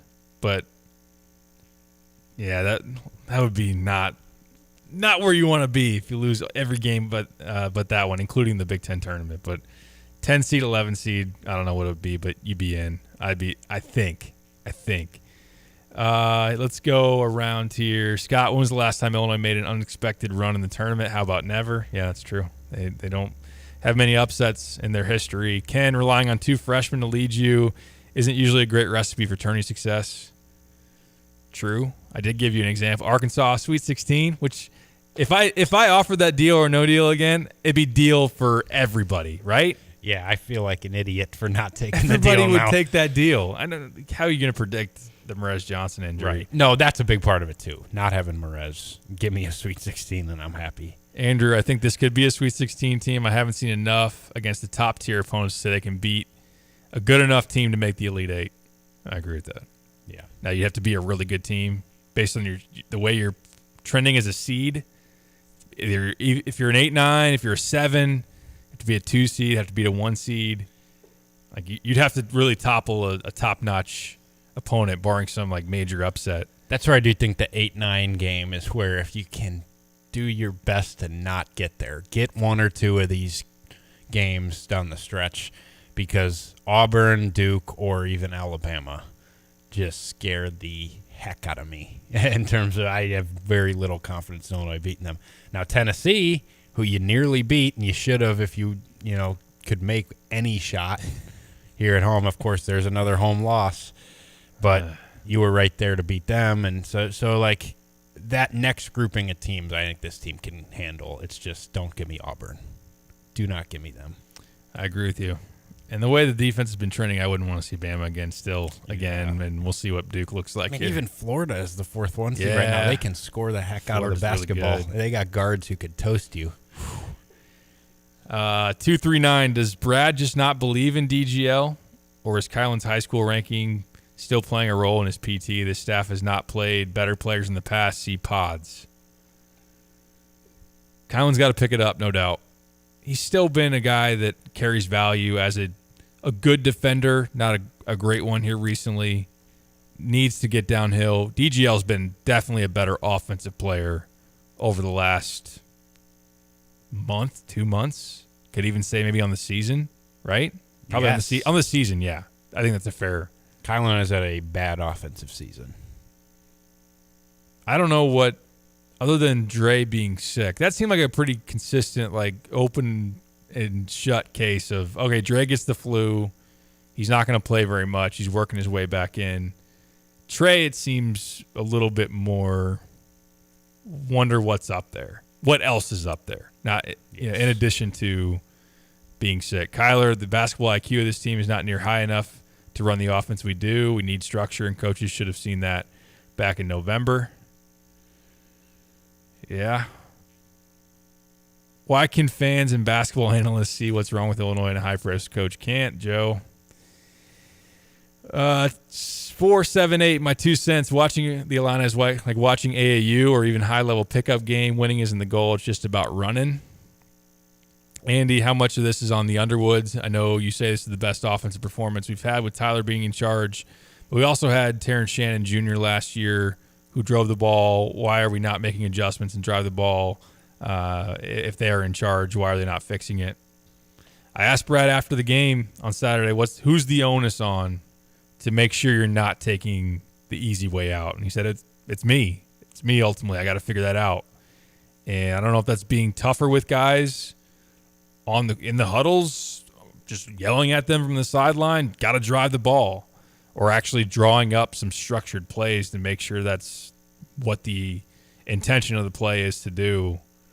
Tyler and company did a great job last year. I think you can fairly analyze both this year and last year and be like, last year they were one of the top offenses in the country. They did booty ball. They put Marcus in great situations. They had Quincy as a spacer, cutter. It was part of the roster putting together as well. He did a really good job piecing that all together. And this year, it just hasn't worked that way. And you can criticize maybe